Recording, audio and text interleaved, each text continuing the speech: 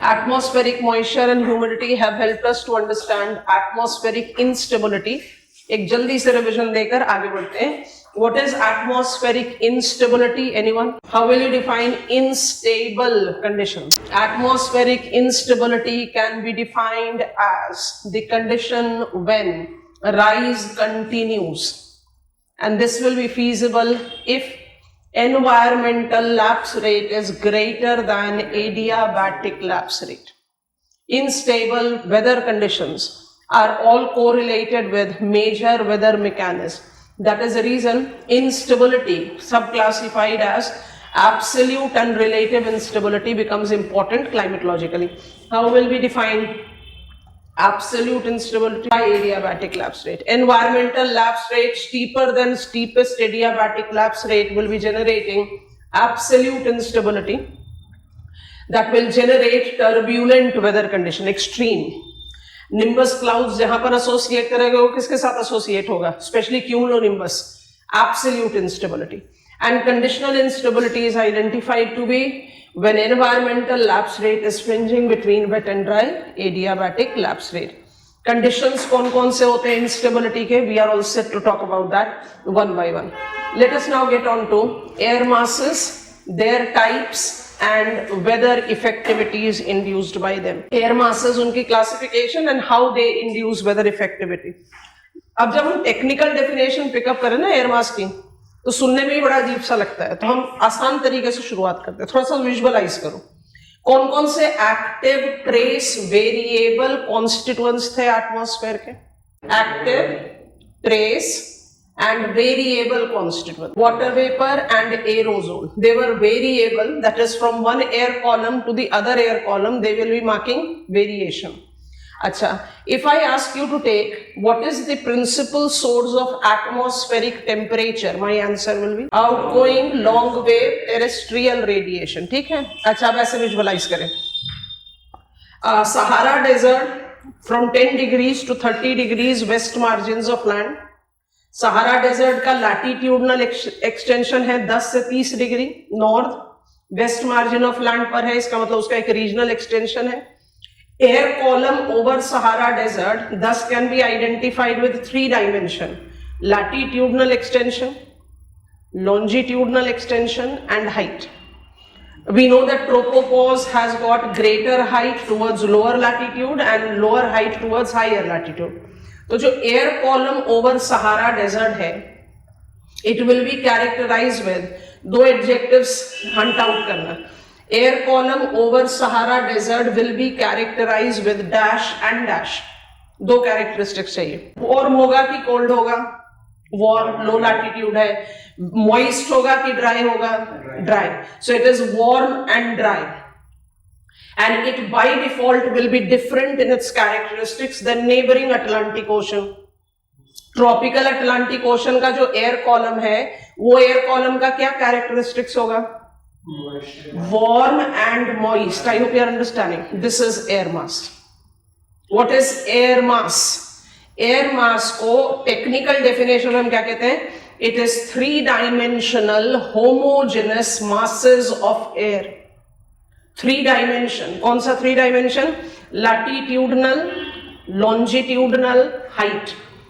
It is 3-dimensional homogeneous masses of air where homogeneity is measured on 2 parameters. पहला temperature, दूसरा moisture content. So once I take this definition, ऐसा लगता है कि हम किसकी बारे में बात कर रहे हैं? Air masses are nothing but the divides of tropospheric air columns. क्योंकि मॉइस्चर और टेम्परेचर दोनों का सोर्स अल्टीमेटली क्या है? Surface of earth. I hope it is comfortable. Beginning on with it, create out heading. I will be coming back to this map as we'll be plotting types of air masses. Air masses, what are air masses? It is 3-dimensional homogeneous masses of air. 3-dimensional homogeneous masses of air जो अपनी homogeneity किस context में present करता है? 2. 1 temperature and 2 moisture. ठीक है, आप इसको और आसान तरीके से कैसे विजुअलाइज करते हो हमने आपको समझा दिया। डेफिनेशन लिखते समय तो ऐसे ही लिखोगे, लेकिन इसको विजुअलाइज कैसे करें। I am talking about divides of troposphere. हर एयर कॉलम का अपना अलग टेम्परेचर और मॉइस्चर कंटेंट होगा, that is how we applied. Okay, these 3-dimensional homogeneous masses attains both its principal characteristics. I am writing characteristics which I have already listed from Earth's surface, and I have to add one expression here that is called source area or region of air mass, part of surface of Earth from where air mass attains its physical characteristics, temperature और moisture, वो air mass का source region होगा। मेरा question आप सबसे, क्या पूरा surface of Earth, can entire Earth surface act as source region for air mass? Yes, no, why? कोशिश करो। एयर मासेस को आप कह रहे हो 3-dimensional homogeneous masses of air, homogeneity आप मेजर कर रहे हो टेम्परेचर और मॉइस्चर से, आप क्लाइमेट के सारे फंडामेंटल एलिमेंट्स खत्म करके यहां पर पहुंचे हो। आपको पता है कि टेम्परेचर और मॉइस्चर का जो सोर्स है वो सरफेस ऑफ अर्थ है।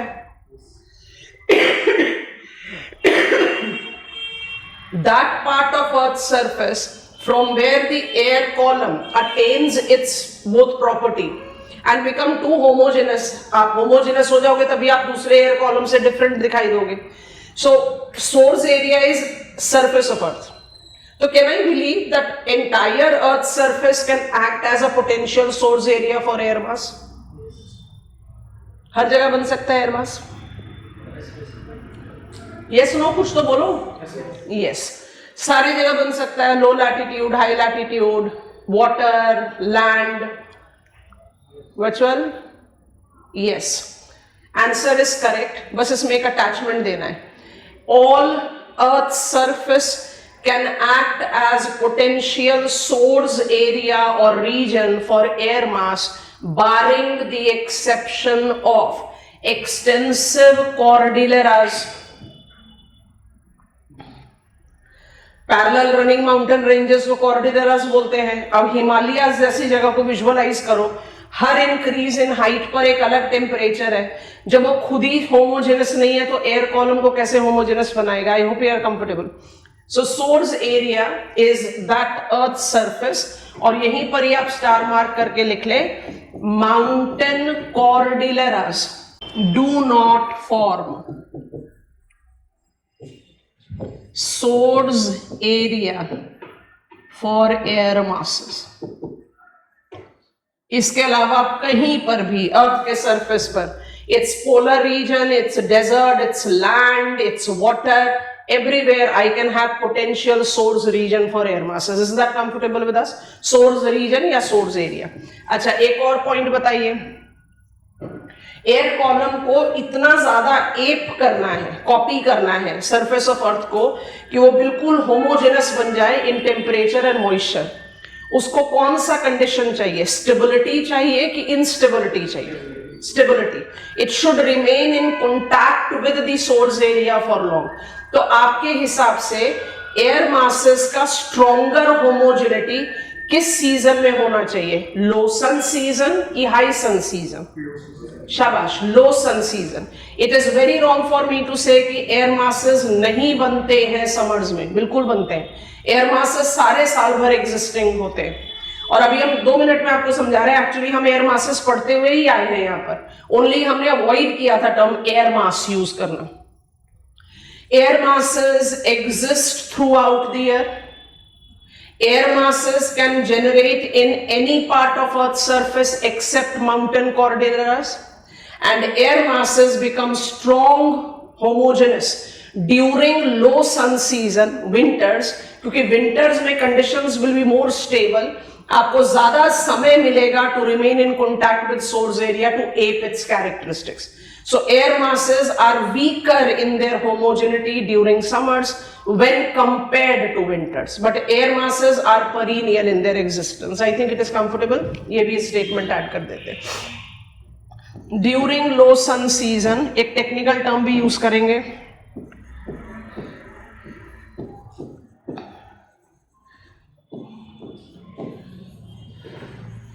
Stronger barotropic air masses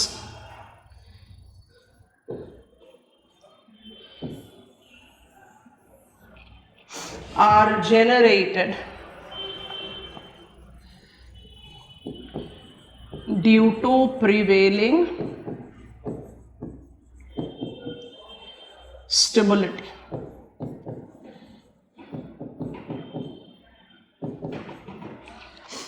बैरोट्रोपिक air masses हमेशा बैरोट्रोपिक होते हैं। बैरोट्रोपिक का मतलब क्या होता है? Homogeneous. Stronger homogeneity is typical to low sun season. क्यों? स्टेबिलिटी रहेगा। Final introductory point, I as air mass have developed in my source region, I'll advect from my source region. What will be the force that will advect me? Prevailing winds. And I move as thermal engines, influencing myself and influencing the area where I advect. And this is where I create multiple weather effectivities. और जो हम the influence that I experience को visualize करने के लिए आपको एक example देंगे. Before I write, I go back to my map.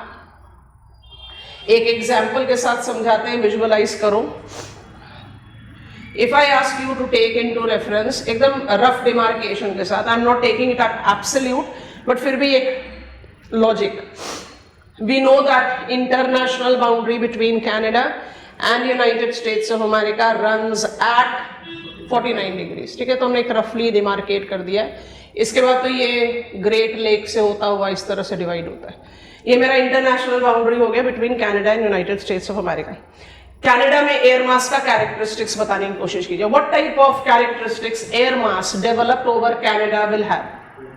Cold and dry. ठीक है, कनाडियन एयर मास को हमने नाम दे दिया कनाडियन कॉन्टिनेंटल पोलर एयर मास. अभी हमने आपको सिंबल्स नहीं बताए इसलिए नहीं बता रहे इसके बारे में. कनाडा का जो एयर मास है उसका कैरेक्टरिस्टिक्स होगा कोल्ड और ड्राई. ठीक है, विंटर्स में आपने पोलर आउटब्रेक पढ़ लिया है. You know polar outbreak with blizzards can create freezing winter conditions in United States of America. अब ये Canadian cold polar air mass जो कि कोल्ड और ड्राई है, जब यूनाइटेड स्टेट्स ऑफ अमेरिका तक एक्सटेंड करता है, it comes into the influence of westerlies. Northern hemispheric westerlies नाम बताओ. South west westerlies. South west westerlies के इन्फ्लुएंस में जब ये एडवेक्ट करना शुरू करता है टू अटलांटिक ओशन, एक्सटेंड करके एडवेक्ट करना शुरू किया, it has crossed entire Atlantic. British islands दिख रहा है, टू रीच ब्रिटिश आइसलैंड्स. जब ये यहां पहुंचेगा, do you think that it will remain cold and dry? नहीं, जब तक वो वहां पहुंच जाएगा क्या बन जाएगा? Warm and moist. अपने सोर्स एरिया में एयर मास को कहते हैं बैरोट्रोपिक एयर मास. और as thermal engines when it advects to newer area, advection में ये वेदर इफेक्टिविटी तो इंड्यूस करता है, वही हमारा पूरा टॉपिक है, हमें पढ़ना है कौन कौन से वेदर इफेक्टिविटी इंड्यूस करता है. वेदर इफेक्टिविटी इंड्यूस करने के साथ साथ खुद भी तो मॉडिफाई होगा. जैसे नए एरिया में एडवेक्ट करेगा, वहां की कंडीशंस को एड करना शुरू करेगा. So air mass by itself starts experiencing modification in its characteristics. When it adapts to the characteristics of new advected area, it is called baroclinic air mass. अब जल्दी से मुझे ना बैरोट्रोपिक और बैरोक्लिनिक एयर मासेस की कैरेक्टरिस्टिक्स को रिवाइज करवा दो. Which type of air mass is called barotropic? At origin. At origin. And which type of air mass will be called baroclinic?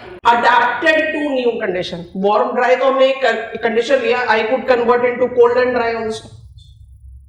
आपको बात समझ में आ रही है? क्यों? क्योंकि हमने जो कल क्लास कंप्लीट करी है कहा I am in stable air column, तो आपके दिमाग में क्या आएगा, मेरे पास मेरा क्या टेम्परेचर कंडीशन होना चाहिए कि आई एम इनस्टेबल, वार्म, यही आएगा ना। If I am warm you will by default believe instable होगा। एयर मास पर डालो, आई एम वार्म बैरोट्रोपिक, आप बोलोगे instable, but I can advect to cold, 3 dimensional है, बॉटम लेयर ये है, टॉप लेयर ये है, आप बॉटम लेयर को विजुअलाइज करो, I am warm, I am instable, I have advected to colder area. Conduction process से हम क्या करेंगे, कूल डाउन हो जाएंगे, कूल डाउन होकर I will not be in the position of transferring that hair, ये वाला लेयर क्या बन गया, स्टेबल। एक instable barotropic air mass stable air mass में कन्वर्ट हो सकता है। I hope you are understanding, and vice versa. इसलिए एयर मास की क्लासिफिकेशन में टेम्परेचर अलग काउंट होता है, स्टेबिलिटी अलग काउंट होता है, because air mass by itself experiences modification as it advects to the newer area. I hope you have visualized it. What is barotropic air mass? Air mass originated at its source region. What is baroclinic air mass? Baroclinic air mass is air mass adapted to the new location. So, har barotropic air mass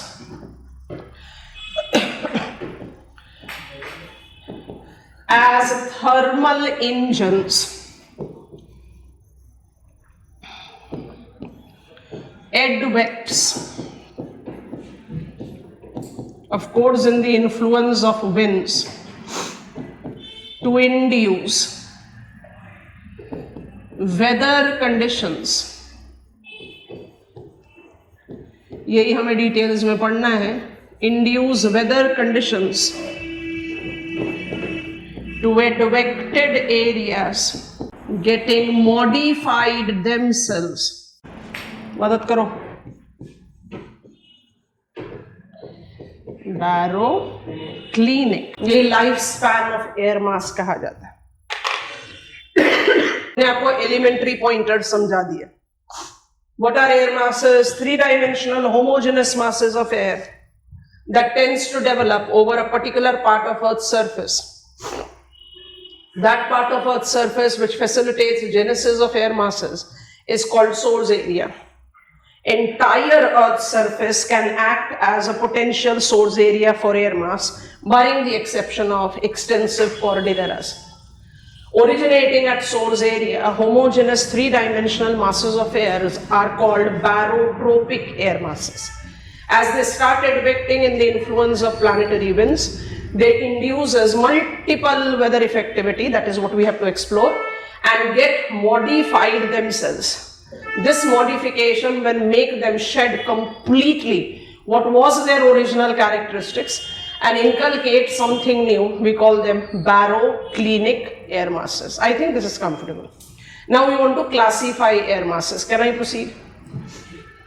Classification. अभी थोड़ी देर के लिए आप हमारे रुकेंगे, pickup करेंगे और उसके बाद फिर कॉपी डाउन करेंगे।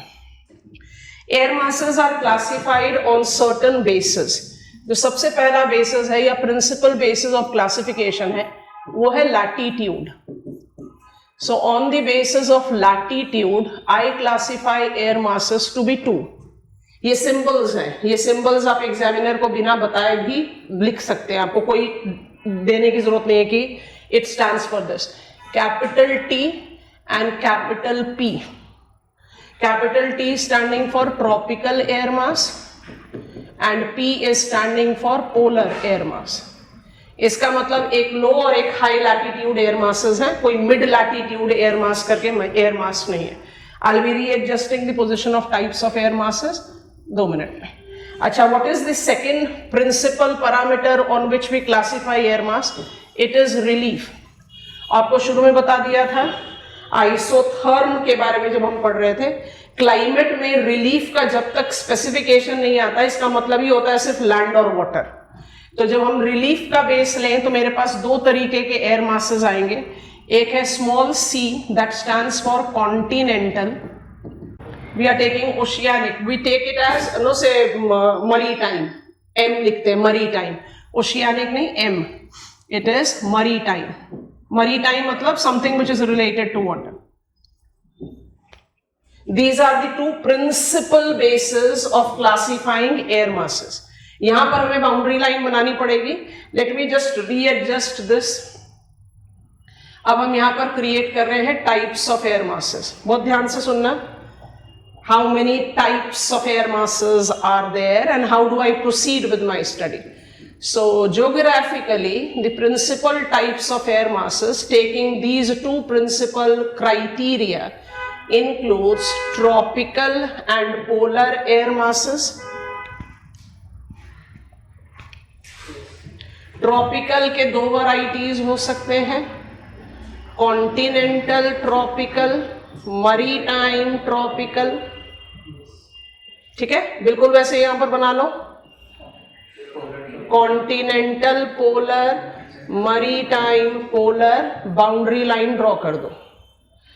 Y boundary line? Because these are principal types of air masses. इसके बाद अगर एग्जामिनर आपको कंपल्शन देता है क्लासीफाई एयर मासेस, इससे बढ़िया सपोर्ट सिस्टम कोई हो ही नहीं सकता. क्योंकि आप खुद अभी थोड़ी देर में विजुअलाइज करोगे, अगर मुझे हर एयर मास का नाम लिखना पड़े, नाम लिखने में ही 2 पेज खत्म हो जाएंगे. आप आंसर नहीं क्रिएट कर पाओगे, इसलिए सिंबल्स की बहुत ज्यादा जरूरत है. चलो, principal parameter to classify air masses is on the basis of source region. तो सोर्स रीजन को आप लैटिट्यूडनली डिवाइड कर सकते हैं, जो आपको किस चीज का डिफरेंस दे रहा है? टेम्परेचर का. Tropical will be warm, polar will be cold. और रिलीफ मुझे किस चीज का डिस्टिंक्शन दे रहा है? Continental will be dry, maritime will be moist. Air mass का अल्टीमेटली कैरेक्टरिस्टिक्स क्या है? Temperature and moisture based. तो प्रिंसिपल क्राइटेरिया ये. But we classify air masses on other basis also, जो सेकेंडरी बेसिस है. अगर क्वेश्चन का डिमांड है तो ऐड करो, नहीं तो छोड़ दो. क्लासिफिकेशन पूछे स्पेसिफिकली तो लिखना चाहिए. तो हम एक और क्राइटेरिया, अदर 2 मोर क्राइटेरियाज अप्लाई करते हैं. तो नंबर 3, अब ये माइनर पैरामीटर हो गया. ये आपको डिसाइड करना है कि whether it is required in answer writing और नॉट. It is temperature. अब सबसे पहला क्वेश्चन हमारे दिमाग में यह आता है कि जब हमने ट्रॉपिकल और पोलर ले लिया, ट्रॉपिकल तो वार्म हो ही गया, पोलर कोल्ड हो गया, तो फिर टेम्परेचर दोबारा लेने की क्या जरूरत है? तो इसका आंसर ये है कि ये मैग्नीफाइड वर्जन ऑफ स्टडी की समटाइम्स जरूरत पड़ती है. ट्रॉपिकल और पोलर 2 ही तो कैटेगरी है. 0 डिग्री से 45 डिग्रीज तक आप ट्रॉपिकल मानोगे, 45 से 90 डिग्रीज तक आप पोलर मानोगे. तो 45 से 60 डिग्रीज के बीच का एयर मास 60 से 90 डिग्रीज के एयर मास से तो वार्मर हो सकता है. I hope you understand. So it is magnifying the characteristics of air masses. So temperature के बेसिस पर हम एयर मासेस को 2 सब कैटेगरीज में डिवाइड करते हैं. एक तो हो गया स्मॉल w, जो बहुत आराम से डिकोड हो गया, वार्म. और क्योंकि हमने एक सी ऑलरेडी ले लिया है विद कॉन्टिनेंटल, तो हम यहां पर एक जर्मन टर्म का इस्तेमाल करते हैं, Colt. Colt stands for cold. तो वहां से हम सिंबल लेते हैं small k. It's Colt, that stands for cold. क्योंकि हम सी तो ऑलरेडी कॉन्टिनेंटल के साथ ले चुके हैं. अब 2 मिनट के लिए रुकना. हम एक सैंपल बना रहे हैं, आप कहोगे तो दूसरा बनाएंगे. आपको पूरा बनाना है, हम आपको समय देंगे, आप बनाएंगे.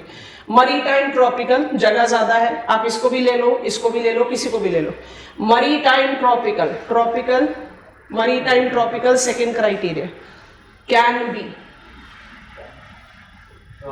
maritime tropical warm and maritime tropical cold.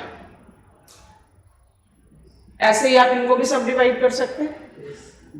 Yes, all of us? Okay. अब इसके बाद आ रहा है number 4th and final criteria. What is number 4th and final criteria? Number 4 and final criteria कह रहा है stability. अब फिर से वही वाला दिमाग में क्वेश्चन आता है, अगर I am warm I should be unstable, अगर I am cold I should be stable. But air mass में तो मॉडिफिकेशन भी हो सकते हैं. आप कोल्ड हैं, आप स्टेबल हैं, आप एडवेक्ट करके चले गए वार्म एरिया में, तो आप इनस्टेबल हो जाएंगे. So that possibility is also there. इसलिए हमारा फाइनल क्राइटेरिया होता है स्टेबिलिटी का, और इसमें हम डिमार्केट करते हैं 2 symbols, small s and small u. This is for stable and this is for unstable air mass. Continue करें. एक sample, maritime tropical cold air mass can be both stable and unstable. कितने type के air masses बन सकते हैं फिर? 16.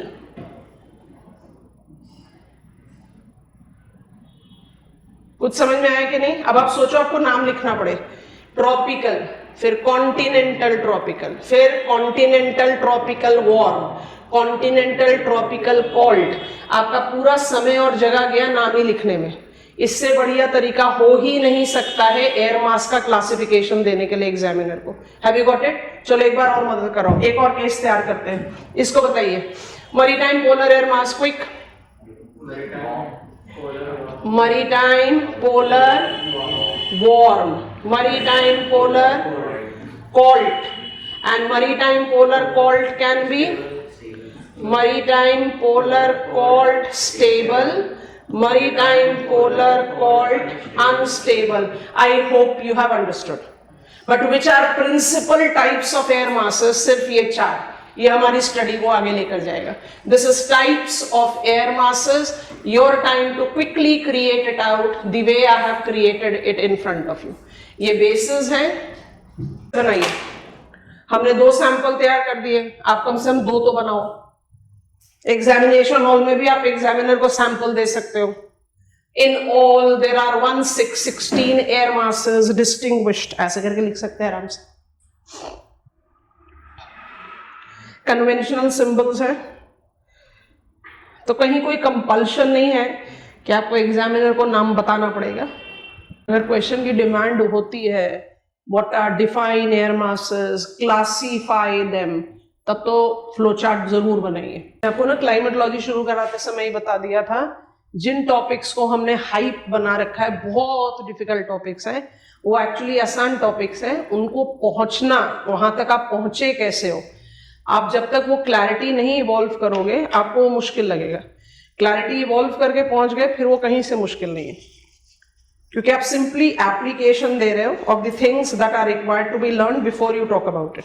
इन all, by applying all the 4 criteria to classify air masses, we can have 16 different types of air masses, out of which 4 of them, continental tropical, maritime tropical, continental polar and maritime polar, are utilized for the global weather analysis. मतलब principal types of air masses कौन से होंगे? 4 ही होंगे. I am waiting for your go ahead. एक sample create करके छोड़ दो, बाकी जब आप आज रिवाइज करोगे तो बना लेना. 16 पूरे 16 बना लेना अपने रजिस्टर में एक बार. बढ़ जाए आगे. There are 4 bases on which we classify air masses. Principal basis of classifying air masses is latitude and relief. Other bases includes temperature and stability. चारों bases को combine करके 16 air masses होते हैं. But global study के लिए we take 2 principal criteria to classify air masses. Definition क्या लिया था air masses का? Homogeneous masses of air where homogeneity is measured in terms of temperature and moisture. तो principally how many types of air masses are there? 4. अब इन चारों को आगे पढ़ते जाएंगे तो थोड़े और नाम एड ऑन होते जाएंगे. Can I proceed? So on the basis of temperature and relief I have got 4 air masses. अभी हम आपको कहें कि हम पहले कॉन्टिनेंटल पोलर पढ़ेंगे, एग्जामिनर आपको कोई स्पेसिफिकेशन न दे और सिर्फ ये बताए identify the weather effect induced by air masses, taking sample of any air mass और simple weather effectivity of air mass. हम आपको हमेशा एडवाइस करेंगे पहले नंबर पर इसको लिखना, दूसरे नंबर पर इसको लिखना, तीसरे नंबर पर इसको लिखना और चौथे नंबर पर इसको लिखना. अभी आपको समझ में नहीं आएगा, ऐसा लगेगा क्या खिचड़ी बना रहे हैं, पर जैसे हम आगे बढ़ेंगे आपको समझ में आ जाएगा इस सीक्वेंस के पीछे रीजन क्या है. ठीक है, तो शुरू करते हैं. For the global weather effectivity, I am getting on to the fresh slide. What kind of weather effect air masses induces? Understand weather effects of air masses. It is 4 major air masses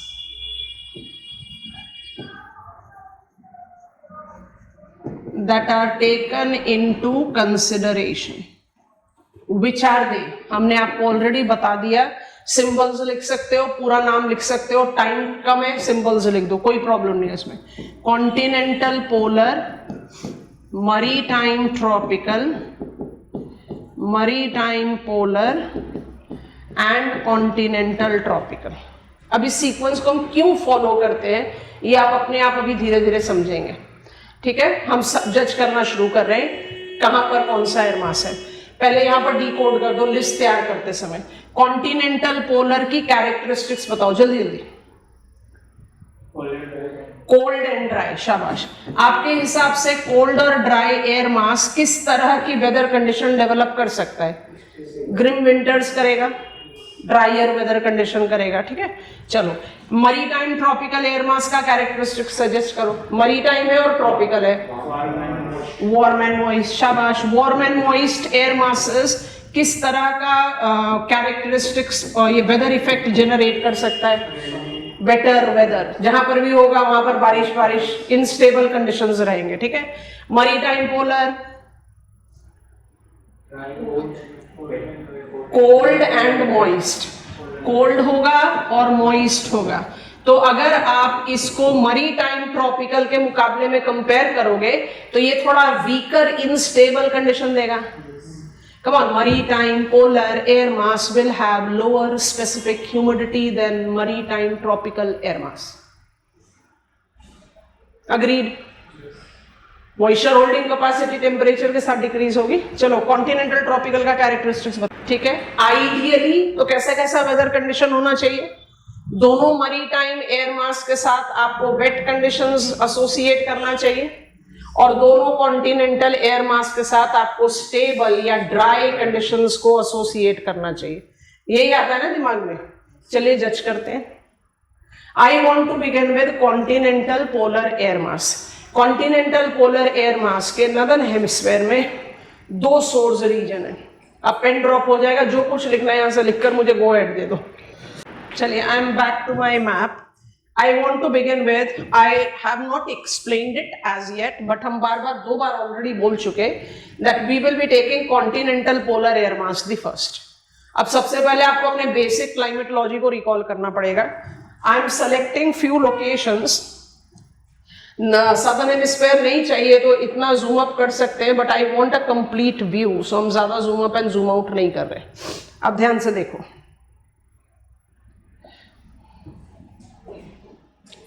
I want to pick up the regions. I want to pick up the regions. Canada, अभी नाम हटा देंगे. Norway, Sweden, Russia, Western Europe. I am writing N only, and Siberia. ये तीनों location बिल्कुल high latitude इन northern hemisphere है. इन तीनों location पर कॉन्टिनेंटल पोलर एयर मास का होने का पॉसिबिलिटी है.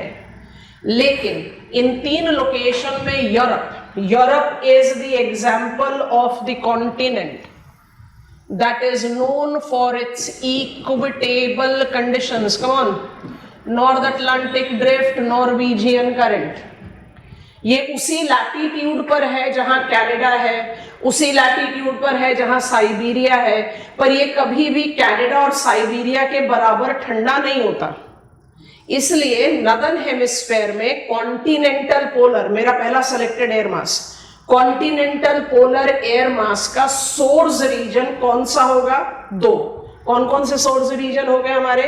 Clean here, this is continental polar Canadian air mass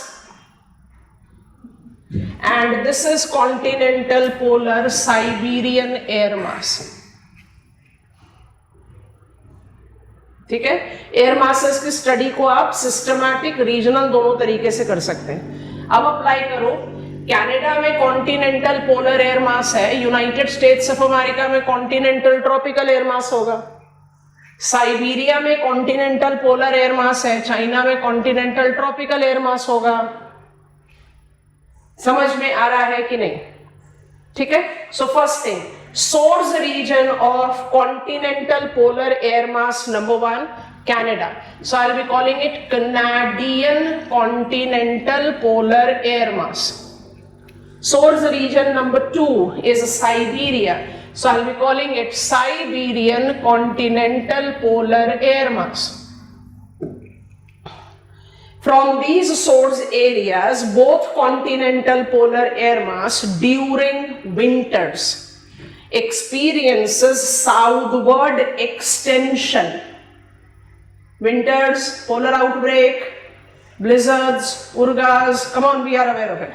They experience southward extension.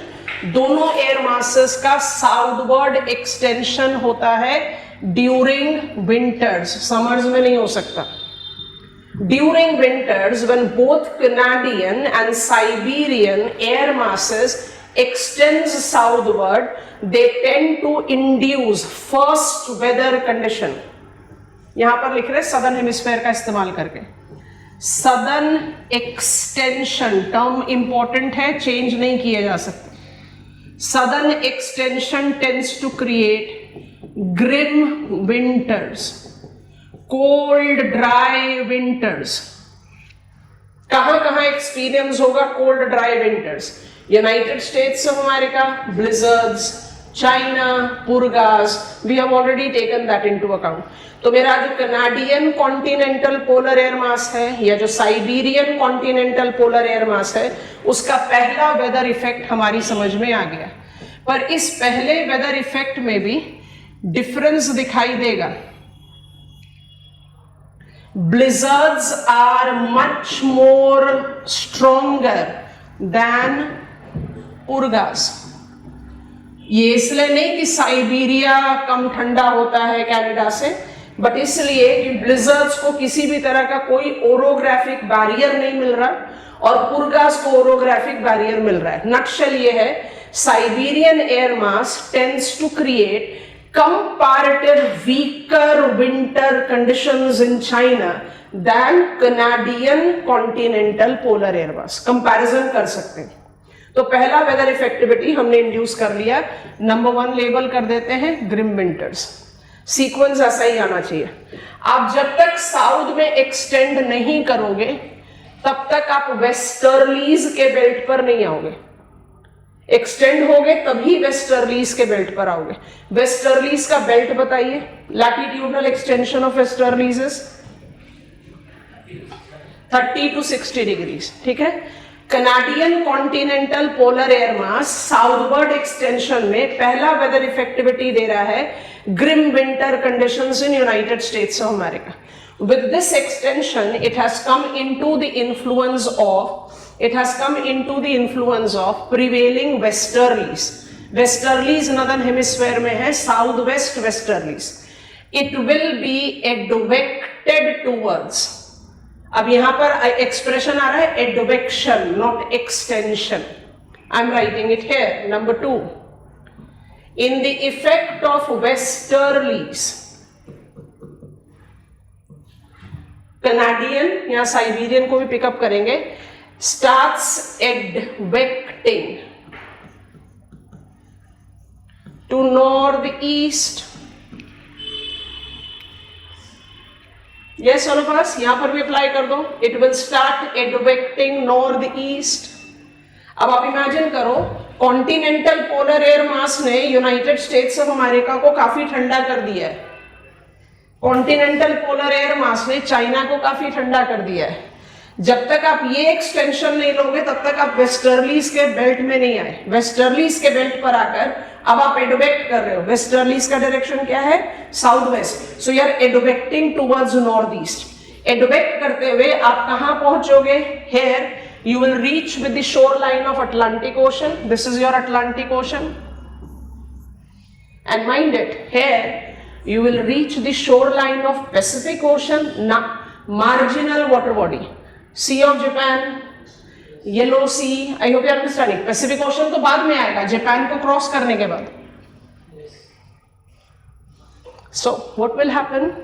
You will develop, advecting northeast, you will develop Arctic front causing winter precipitation in eastern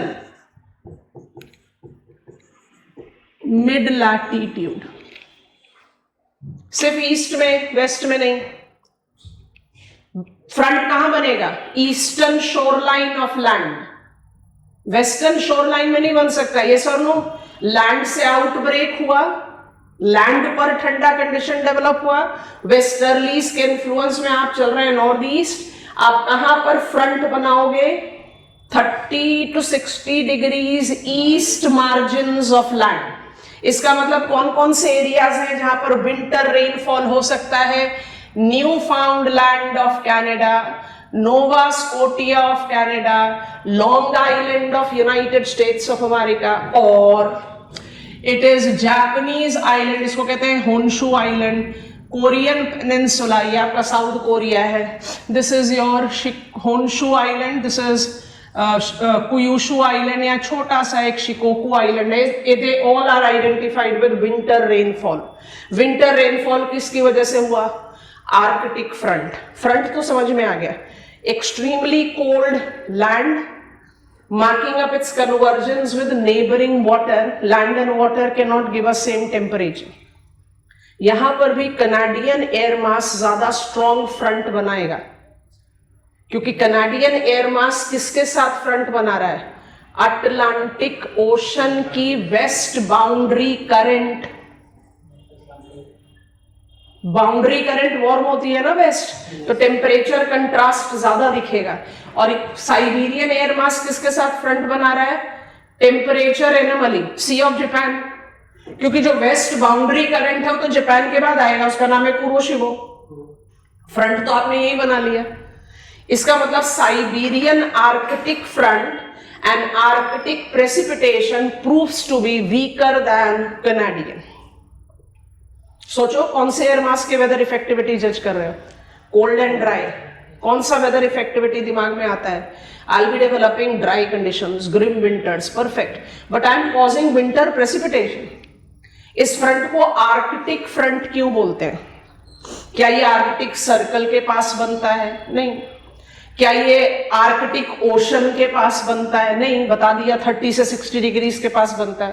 तो इसका नाम Arctic क्यों है? क्योंकि अगर पोलर एयर मास का extension नहीं हुआ होता, नॉर्थ पोलर एरिया क्या है? आर्कटिक ही तो है. अगर पोलर एरियाज का एक्सटेंशन नहीं हुआ होता तो एडवेक्शन नहीं होता. एडवेक्शन नहीं होता तो ये फ्रंट नहीं बनता. इसलिए इस फ्रंट को आर्कटिक फ्रंट बोलते हैं. समझ में आया? अब हम सीक्वेंशियली रिपीट कर रहे हैं, और इस तरह से पढ़ने से बिल्कुल कहीं पर कोई परेशानी नहीं आएगी. सोच कर देखो, what are the source areas of continental polar air masses? Number 1, it is Canada. Number 2, it is Siberia. What kind of weather conditions Canadian and Siberian continental polar air masses induces?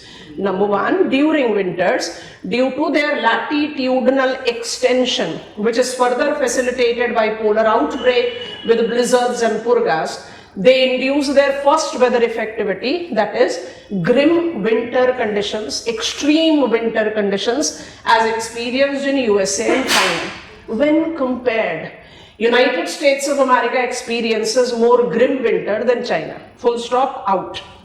Because of its extension towards south, Canadian and Siberian continental polar air masses comes in the influence of westerlies and thus starts advecting towards northeast. As they advect towards northeast, they tend to create Arctic front on the east margins of mid-latitudinal land. This Arctic front facilitates weather effectivity, number 2, causing winter precipitation. Where? Newfoundland, Nova Scotia, Long Island, or Japan, Korea, South North Korea. So east margins of mid-latitude experiences winter concentrated precipitation thanks to Arctic front. और Arctic front बनाने में किसको आप credit दे रहे हो? Advection of Canadian and Siberian air masses in the influence of westerlies. But Canadian और Siberian air masses तो westerlies belt में होते ही नहीं. इसलिए पहले एक्सटेंशन लिखना पड़ेगा, तभी ये डायरेक्शन वैलिड होगा. I think it is comfortable. In both the similar, दोनों ही air masses same weather effectivity generate कर रहे हैं. In both the air masses weather effectivity face value पर तो सेम है, लेकिन Canadian air mass proves to be much more stronger than Siberian. Stronger क्यों? ओरोग्राफिक बैरियर नहीं है, इसलिए ब्लिजर्ड ज्यादा स्ट्रॉन्ग हो जाता है. और गल्फ स्ट्रीम से टेम्परेचर कंट्रास्ट ज्यादा होता है, इसलिए आर्कटिक फ्रंट ज्यादा स्ट्रॉन्ग होता है. यहां पर आपके पास Gulf Stream west boundary current है, तो यहां पर आपके पास कुरोशिवो वेस्ट बाउंड्री करंट है.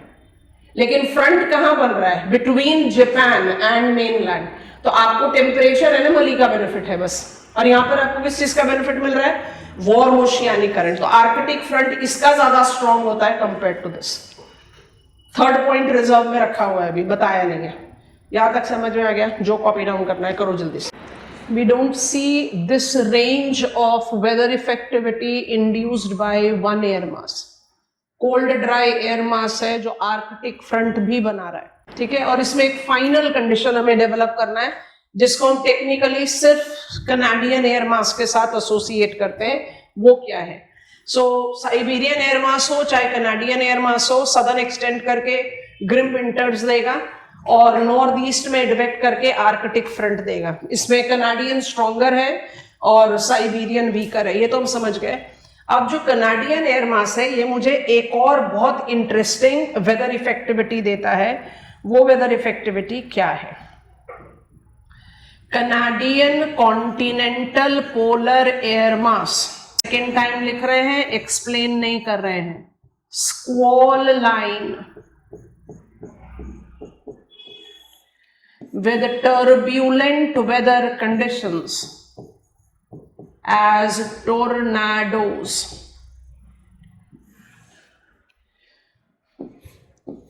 It is not valid with Siberian air mass. मतलब तीसरी वेदर कंडीशन जो है वो सिर्फ कनाडियन एयर मास के साथ अप्लाई होगी. अब इसके पीछे क्या लॉजिक है? जैसे टेम्परेट साइक्लोन में कोल्ड फ्रंट बढ़ाएंगे, उसके बाद आपको समझा देंगे, अभी नहीं. इसको रिजर्व में रहने दो. दूसरी बार लिखवा दिया आपको स्क्वॉल लाइन बिना एक्सप्लेन करे हुए. अब जब थर्ड टाइम स्क्वॉल लाइन बोलेंगे तब एक्सप्लेनेशन आ जाएगा अपने. इसमें बस आपको एक पॉइंट जो है वो यहां पर समझ लेना है. लिख लिया, पेन ड्रॉप करो, उसके बाद हमें बताओ, हम आपको समझा रहे हैं. जस्ट एक पॉइंट पर रेफरेंस दे देते हैं ताकि जीरो लेवल पर ना रहे इंफॉर्मेशन. लिख लिया? चलिए, कनाडियन एयर मास कौन से 3 वेदर इफेक्टिविटी दे रहा है? साउथवर्ड एक्सटेंशन में ग्रिम विंटर्स देगा, नॉर्थ ईस्टर्न एडवेक्शन में आर्कटिक फ्रंट देगा, और पॉसिबिलिटी ऑफ स्क्वॉल लाइन जिसके साथ टोर्नाडो जैसा टर्ब्यूलेंट वेदर कंडीशन जनरेट होता है. साइबेरियन एयर मास मुझे क्या देगा? साउथवर्ड एक्सटेंशन में grim winters, weaker than Canadian. क्यों? बैरियर. पूर्गास इतना स्ट्रॉन्ग नहीं है जितना ब्लिजर्ड है. बस इसी पॉइंट को पकड़ो, इसी पॉइंट को पकड़ो. आपको हमने 2 एयर मासेस तो लिख ही रखे हैं, अब तीसरा लिख देते हैं. कनाडा में कॉन्टिनेंटल पोलर है, यूएसए में कॉन्टिनेंटल ट्रॉपिकल है, तो गल्फ ऑफ मैक्सिको में मरीटाइम ट्रॉपिकल होगा. वैसे ही यहां पर कॉन्टिनेंटल पोलर है, यहां पर कॉन्टिनेंटल ट्रॉपिकल है, तो साउथ चाइना सी इस एरिया में आपके पास मरीटाइम ट्रॉपिकल एयर मास होना चाहिए, है ना. अच्छा, कनाडियन एयर मास का ब्लिजर्ड जो है वो बड़ा स्ट्रॉन्ग है.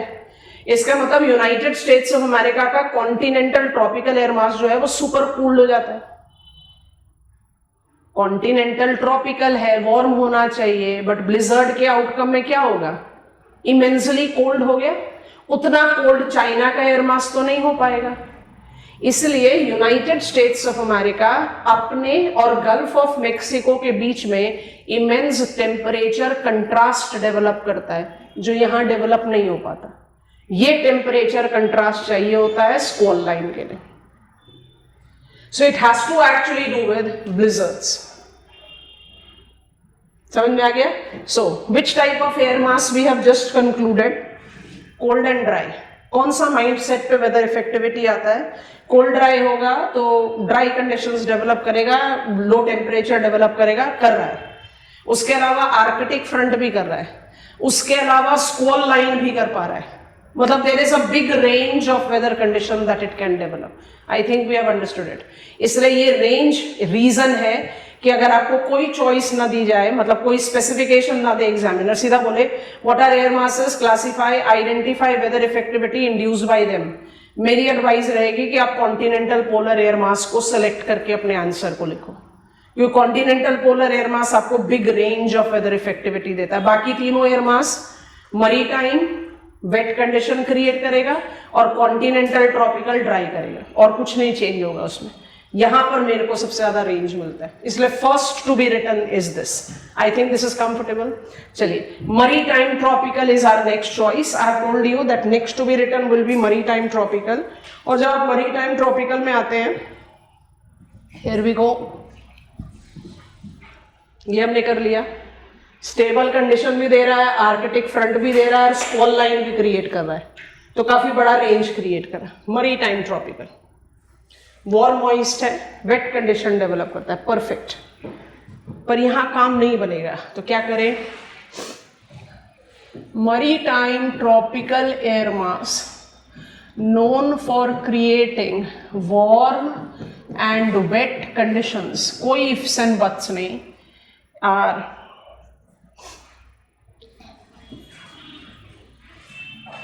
क्लासिफाई करते हैं, आप मदद करना, is categorized into two bold categories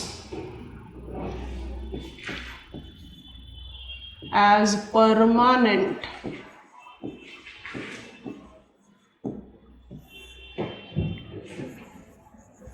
and seasonal.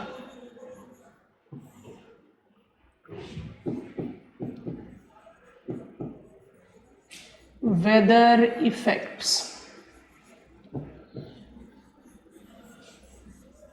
क्योंकि मेरे ख्याल से आप सब इस चीज को अग्री करोगे कि मरीटाइम एयर मासेस तो वाटर बॉडीज में जनरेट हुए, वाटर बॉडीज तो मेंटेन करता है अपना टेम्परेचर, प्रेशर, तो मरीटाइम एयर मासेस को तो सारे साल भर रहना चाहिए वाटर में।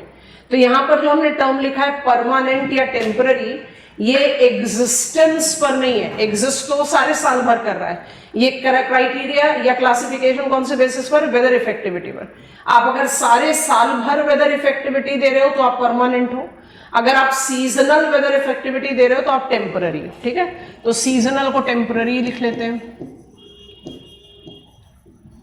सो एग्जिस्टेंस वाली बात नहीं है, ये है आप वेदर इफेक्टिविटी दे रहे हैं। ठीक है, हम फ्लो चार्ट बना रहे हैं, आपकी मदद से कंप्लीट करेंगे, तो आप चाहो तो हमारे साथ कॉपी डाउन करो, लेकिन हेल्प करना खत्म करने में।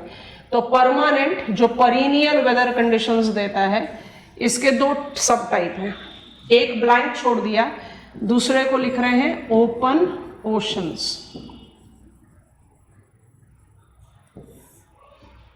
और सीजनल टेम्पररी तब चला जाएगा मार्जिनल वाटर्स पर,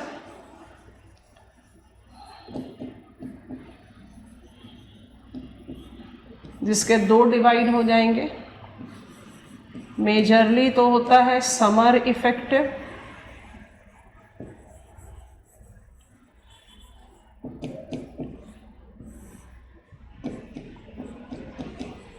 और दूसरा है विंटर इफेक्ट। वाले एयर मास का नाम बता सकते हैं, डिकोड करने की कोशिश करना।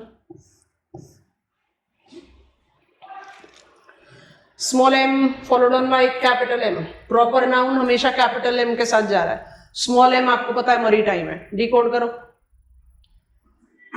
Maritime Mediterranean. कम ऑन, कितनी बार क्लास में आया? Mediterranean climate is long hot summer drought winter concentrated rain. बस पहुंच गए एक्सप्लेन करने के लिए कि विंटर में रेनफॉल क्यों होता है। ये ओपन ओशन है, ओपन ओशन। तो ओपन ओशन ट्रॉपिकल लैटिट्यूड में कौन कौन से होंगे?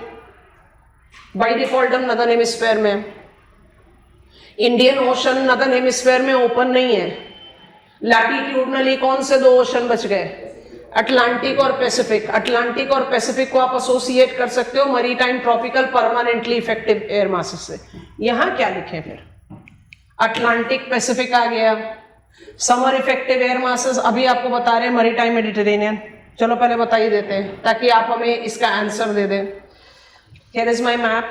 Tropical marginal water bodies जहां पर maritime tropical summer effective air masses होते हैं, वो कौन कौन से हैं, उनको अगर आपने लिस्ट करना है तो आप लिस्ट कर सकते हो, नहीं तो अदरवाइज जस्ट नोटिस करें और देखें कि we are talking about what. So ये मेरा गल्फ ऑफ कैलिफोर्निया है, ये मेरा गल्फ ऑफ मेक्सिको है, ये मेरा अरेबियन सी है, ये मेरा बे ऑफ बंगाल है, ये मेरा साउथ चाइना सी है। आप सदर्न हेमिस्फीयर में भी लेना चाहते हो, this is your Gulf of Carpentaria. ये सब में कौन सा एयर मास इफेक्टिव होता है? Maritime tropical summer effective. आप बोलोगे इसका मतलब क्या है? इसका मतलब वही है जो आप इतने समय से पढ़ते हुए आ रहे हो। I as maritime tropical air mass of Arabian Sea remain there throughout the year, but only during summers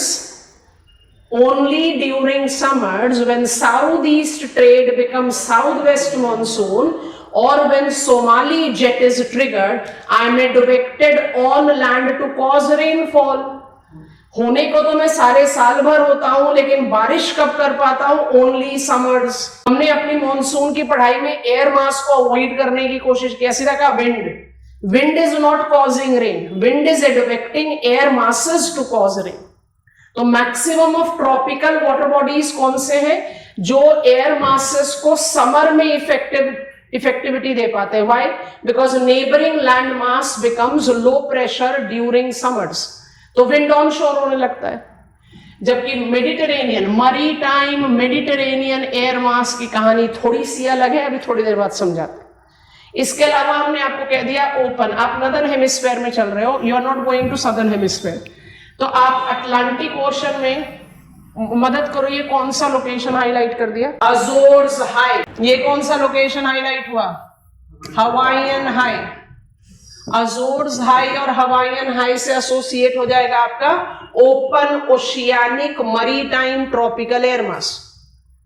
gulf of California, Gulf of Mexico, Arabian Sea, Mediterranean Sea, bay of Bengal, South China Sea, सब में चला गया आपका maritime tropical air मास।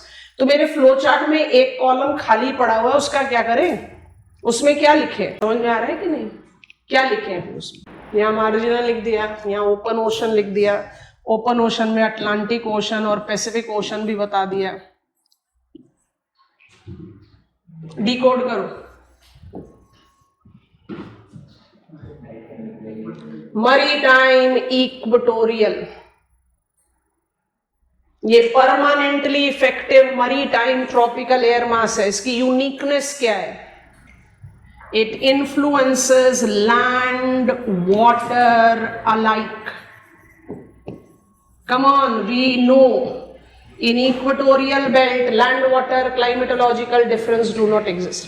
सारे साल भर maritime equatorial air मास गर्मी की वजह से राइज करेगा, आफ्टरनून में प्रेसिपिटेशन करेगा। कल की क्लास याद करो, diurnal hydrological cycle, not a single day going without rain. समझ में आया? ये पॉइंट क्लियर हो गया। कॉपी डाउन करो पहले फ्लो चार्ट, फिर इसी फ्लो चार्ट पर आपको फटाफट से डिटेल्स लिखवा देंगे और मरीटाइम मेडिटेरेनियन एयर मास की इफेक्टिविटी को मैप पर बेस समझाएंगे। वेदर इफेक्टिविटी ये सिर्फ वार्म और वेट क्रिएट करता है और कुछ नहीं, पर इसके डायमेंशंस बड़े सारे हो सकते हैं।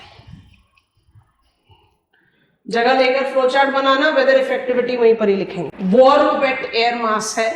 वार्म वेट एयर मास सारे साल भर या सीजनली इफेक्टिव रहेगा। जब भी इफेक्टिव रहेगा बेटर वेदर कंडीशंस डेवलप करेगा। इसमें जो परमानेंटली माने जो परीनियल इफेक्टिव कैटेगरी है वो मरीटाइम इक्वेटोरियल एयर मास है, that is effective between 10 degrees north to 10 degree south, land water alike बोल दिया, convectional rise, year round precipitation,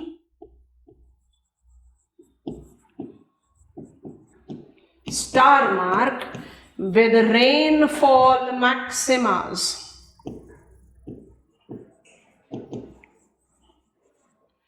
During equinoxes. Come on class, help me. During equinoxes. Why do you think that equatorial climate will have rainfall maximas during equinoxes? Thermal and geographical equator will overlap. Heating effect will be strongest. River regime, simple regime, March, September, 1 maxima, 2 maxima, yes or no? आ गया. Not a single day goes without rain, but equinoxes में rainfall maxima होता है. Uniqueness क्या है कि land और water पर बराबर बराबर बारिश होगी क्योंकि कन्वेक्शनल राइज है यहाँ पर. हो गया. चलो अब open oceanic permanently effective maritime tropical air मास, जिसको आप ओपन अटलांटिक और ओपन पैसिफिक के साथ एसोसिएट कर रहे हैं, जो कि सिनोनिमस है. हम इसको हटाकर क्या लिखेंगे? जो कि सिनोनिमस है अजोर्स हाई और हवाईयन हाई से. These air masses advects with trade and westerlies to develop dash and dash causing precipitation. मदद करो. हटा देंगे, अब यहां लिखने की जगह चाहिए. ये मेरा अजोर्स हाई है, ये आप इसको हवाईयन हाई भी जज कर लो. कौन सी दो विंड सोर्स होंगी इस हाई प्रेशर से? ये कौन सा हाई प्रेशर है? ये These cells are of which high pressure class? Subtropical high. Every high pressure is divergence zone. Subtropical high से कौन सी winds diverge करती हैं? ट्रेड और वेस्टर्लीज. नॉर्थ में जाएगा वेस्टर्लीज और साउथ में जाएगा ट्रेड. ये है साउथ वेस्ट वेस्टर्लीज, ये है north east trade. Air masses इनकी इफेक्ट में साउथ वेस्ट से नॉर्थ ईस्ट की तरफ चला जाएगा, नॉर्थ ईस्ट से साउथ वेस्ट की तरफ चला जाएगा. Will develop dash and dash. क्या A+A कर ही नहीं रहे हो क्लास? पता नहीं. ट्रेड विंड के साथ बनाएगा ITCZ और वेस्टर्लीज के साथ बनाएगा पोलर फ्रंट, और जहां बनाएगा वहां प्रेसिपिटेशन करेगा. यस और नो? यहां पर हमने क्या लिखा है? एडवेक्ट. यहां पर क्या लिखा है? Convectional rise. Visualize, copy it down. तो ये सारे साल भर वाला कहानी हो गया. अजोर्स हाई और हवाईयन हाई से मेरा open oceanic maritime tropical air mass trade wind के इफेक्ट में एडवेक्ट करके ITCZ बनाकर ट्रॉपिकल लैटिट्यूड में बारिश कर सकता है, और वेस्टर्लीज के साथ एडवेक्ट करके पोलर फ्रंट बनाकर मिड लैटिट्यूड में बारिश कर सकता है. एडवेक्शन है ये. मरीटाइम इक्वेटोरियल एयर मास के साथ कन्वेक्शन था, राइज था सारे साल भर. अब हम आ गए सीजनल पर. सीजनल को कहते हैं टेम्पोररी. टेम्पोररी इसलिए नहीं कि एयर मास टेम्पोररी एग्जिस्टिंग है. Water always maintains its temperature. तो जो वाटर पर एयर मास होंगे वो हमेशा ही सारे साल भर रहेंगे. वाटर का एयर मास कभी भी डेसिपेट नहीं होगा, बट वो इफेक्टिव किसी किसी सीजन में हो सकता है. तो क्या डिटरमाइन करता है कि मेरा जो सीजनल एयर मास है वो समर इफेक्टिव होगा? आई एम सॉरी, वो समर इफेक्टिव होगा. समर इफेक्टिव एयर मासेस को दोबारा ही लिख देते हैं. विंटर के लिए तो हम ऐसे भी मैप पर समझाएंगे. सो समर इफेक्टिव सारा डोमिनेंट कैटेगरी है. ठीक है. कौन कौन से वाटर बॉडीज लिए थे हमने? हर ओशन के लिए एक सैंपल पिकअप कर लेते हैं. तो अटलांटिक ओशन के लिए हमने ले लिया gulf of Mexico. Indian ocean के लिए ले लेते हैं अरेबियन सी, और पैसिफिक ओशन के लिए ले लेते हैं साउथ चाइना सी. ठीक है. तीनों के लिए सैंपल ले लिया.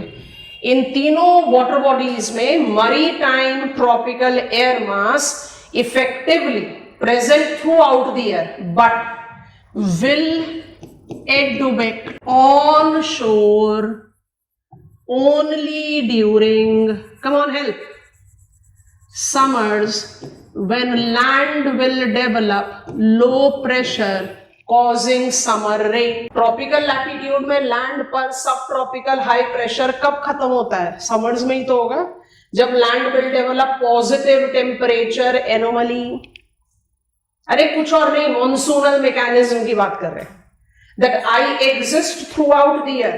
But which time of the year I'll be effective in causing precipitation? Summers.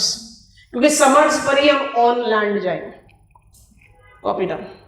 अभी winter effective रह गया हमारा, इसको हम आपको मैप पर समझाते हैं. आप लोगों को समझ में आ रहा है? रिपीट कर रहे हैं. We are done with continental polar air mass. What kind of weather effectivity continental polar air mass induces? Grim winter conditions that can be extensive up to the lower latitude, as in United States of America and China. That is because of the polar outbreak. It is this extension that makes them come in the influence of westerlies and advance towards northeast, developing Arctic front. Arctic front किस season में बनेगा? सिर्फ winters में. कहां बनेगा? Mid latitude के east margin पर, waste margin पर नहीं बनेगा. तो east margin of mid latitude can experience winter precipitation. कौन से मैकेनिज्म में विंटर प्रेसिपिटेशन होता है? Arctic frontogenesis. कौन सा एयर मास बनाता है? Continental polar. This frontal precipitation is added to the weather mechanism diversity कि continental polar air mass precipitation cause कर रहा है. And with unique example of Canadian continental polar, एक rare, हर साल नहीं but एक rare development हो सकता है, उसको कहते हैं squall line that relates to tornado. Maritime tropical air mass warm moist air mass है. किस तरह का weather condition develop कर सकता है? Wet. और वो सिर्फ वेट ही कर रहा है और कुछ नहीं कर रहा है. अब ये वेट कंडीशन डेवलप करने के लिए बड़े सारे सब कैटेगरीज है मेरे पास.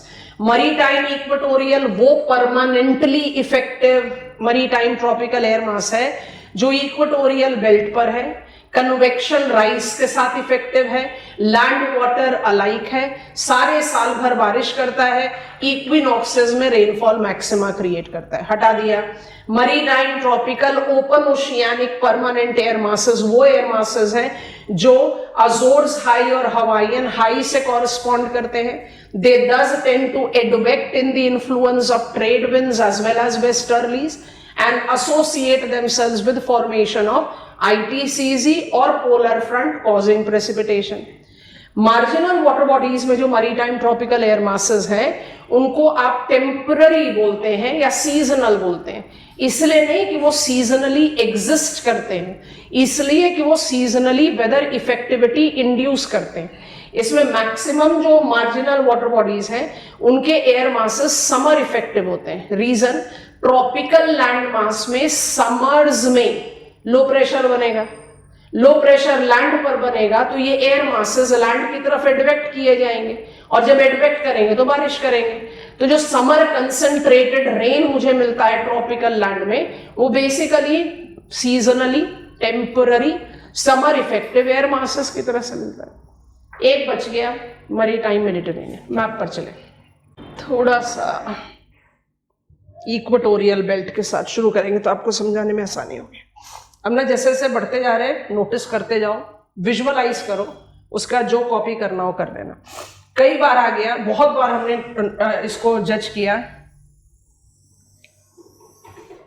इक्वेटर,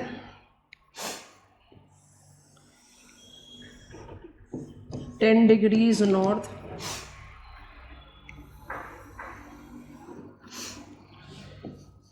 यहाँ नहीं लिखते, इधर लिखते 30 डिग्रीज नॉर्थ,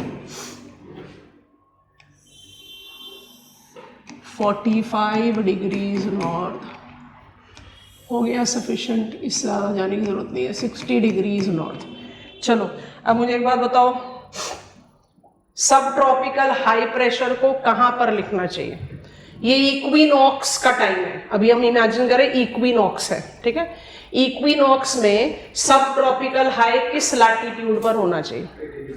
30 डिग्रीज पर होना चाहिए, ठीक है. तो हम यहाँ पर लिख दे रहे हैं सब ट्रॉपिकल हाई. अटलांटिक ओशन पर हो सब ट्रॉपिकल हाई में नाम बताओ. अटलांटिक ओशन के सब ट्रॉपिकल का नाम बताओ. Azores high. कमाल कर रहे हो class. Azores high. Atlantic ocean के सब ट्रॉपिकल हाई का नाम है अजोर्स हाई, ठीक है. अच्छा, अजोर्स हाई से कौन सी विंड्स एडवेक्ट करेंगी? हायर लैटिट्यूड पर. वेस्टर्लीज। नाम बताइए वेस्टर्लीज का। South west westerlies. वेस्टर्लीज का बेल्ट क्या होता है? 30 से 60 डिग्री, ठीक है। अच्छा, अब देखो ऑन शोर वेस्टर्ली, जानबूझ के खाली 2 एरोज बना रहे हैं, और ऑन शोर वेस्टर्लीज। ये जो हमने सिचुएशन तैयार की है, इसको आप बिलीव कर लो येलो कलर इज विंटर्स, ठीक है। अब हम कलर चेंज कर रहे हैं। Apparent shift of sun towards north. Where should I shift subtropical high? 30 पर ही छोड़ दें कि 45 पर ले जाएं? 45 पर ले जाते हैं, शाबाश। ये मेरा पोजीशन हो गया सब ट्रॉपिकल हाई का। अब जो हम कलर इस्तेमाल कर रहे हैं वो समर्स के लिए है। अब ऑन शोर वेस्टर्लीज सिर्फ यहां रहेगी, इधर नहीं। प्लेस करना शुरू करें, देखते जाओ। Maritime Mediterranean air mass is at higher latitude than Arabian Sea. Arabian Sea tropical latitude में था, Mediterranean Sea subtropical latitude में। Maritime Mediterranean air mass is that air mass which is winter effective, क्योंकि only during winters onshore westerlies makes it advect to the coastal areas, causing precipitation. As summer sets in, westerlies belt shifts towards north. Maritime Mediterranean air mass तो रहता है, लेकिन precipitation नहीं होता। Mediterranean shoreline जो Iberian peninsula of Spain and Portugal, Apennines peninsula of Italy, Balkan peninsula of Greece, Asia Minor of Turkey, they all are identified to be experiencing winter concentrated rains, summers being hot and dry.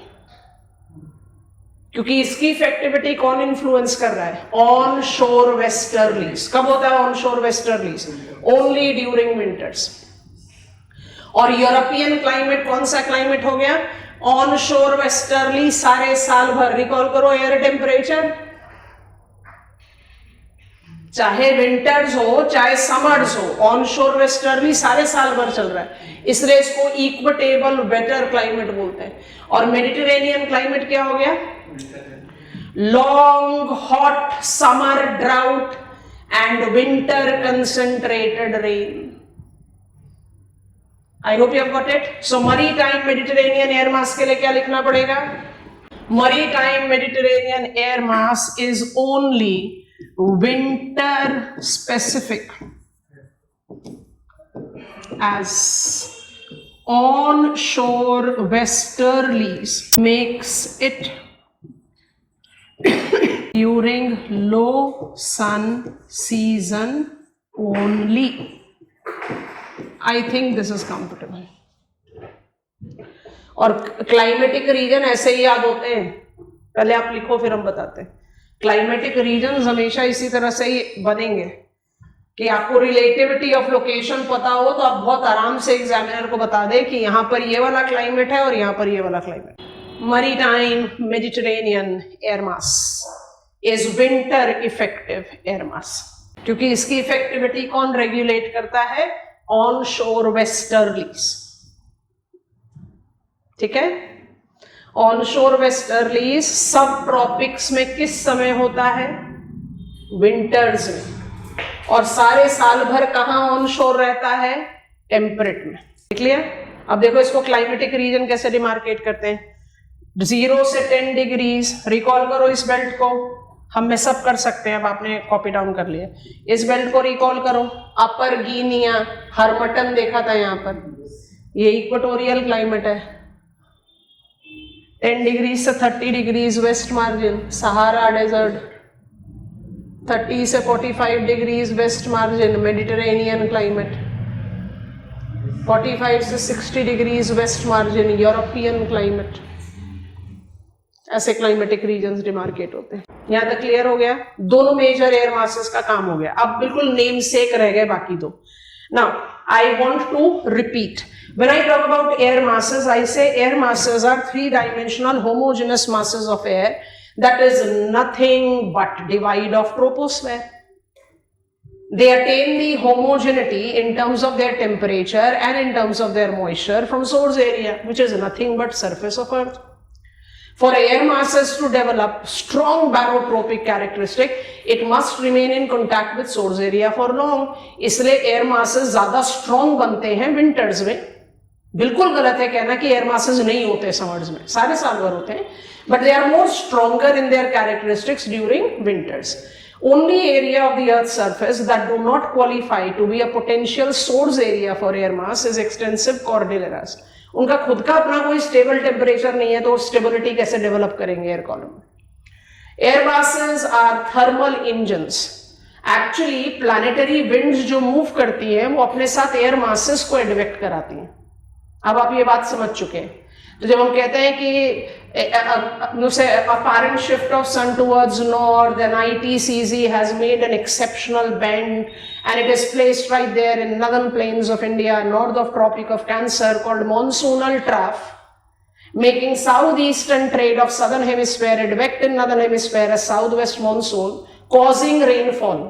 बस उसमें एक चीज add करना है, it advects in northern hemisphere as southwest monsoon, causing maritime tropical air masses of of Arabian Sea and Bay of Bengal onshore, causing rainfall. तो कौन सा air mass हो गया वो? Summer effective maritime tropical air mass. Mediterranean Sea के air mass को आप winter effective क्यों बोलते हो? क्योंकि मेडिटेरेनियन सी का एयर मास एडवेक्ट कर पाता है ओनली ड्यूरिंग विंटर्स, क्योंकि विंटर्स में ही ऑन शोर वेस्टर्लीज मिलेगी, समर्स में तो वेस्टर्लीज बेल्ट नॉर्थ में शिफ्ट कर गए। और जो permanent maritime tropical air masses हैं वो परमानेंटली एग्जिस्टिंग वाला पॉइंट नहीं है, वो परमानेंटली वेदर इफेक्ट देते हैं। और वो परमानेंटली वेदर इफेक्ट क्यों दे रहे हैं? क्योंकि वो परमानेंट इन्फ्लुएंस क्रिएट कर रहे हैं। एक तो कन्वेक्टिव राइज कर रहा है, एक या तो ट्रेड विंड या वेस्टर्ली से ITCZ या पोलर फ्रंट बना रहा है। Weather effectivity created by them is warm and wet. Full stop, कहानी खत्म। अब कौन से दो एयर मासेस बच गए? अब ये ना अब मुझे बताओ ना, अब आपको ये सीक्वेंस पिकअप करने में कोई डिफिकल्टी थोड़ी हो रही होगी? अगर एग्जामिनर कोई कंपल्शन नहीं देता, आपको यही सीक्वेंस फॉलो करना चाहिए आंसर लिखते समय। ये आपको सबसे ज्यादा बल्क दे रहा है in terms of diversity of weather, ये आपको बल्क दे रहा है in terms of its types, ये मुझे कोई बल्क नहीं दे रहा। One task over. बढ़ जाए, पहले इनके बारे में लिख देते हैं, उसके बाद फिर समझाते हैं। So I am talking about the other two left out air masses. तो as per my sequence I want to first talk about maritime polar air masses. Maritime polar air masses are cold and moist. Cold होने की वजह से इनका जो specific humidity है वो लो रहेगा और जो टेम्परेचर है वो इसको सेल्फ राइज की कैपेसिटी नहीं देगा। इसलिए maritime polar air mass weight condition develop करता है ओनली विद कंडीशनल इंस्टेबिलिटी, और ये कंडीशनल इंस्टेबिलिटी सारे साल भर बनती है as polar front.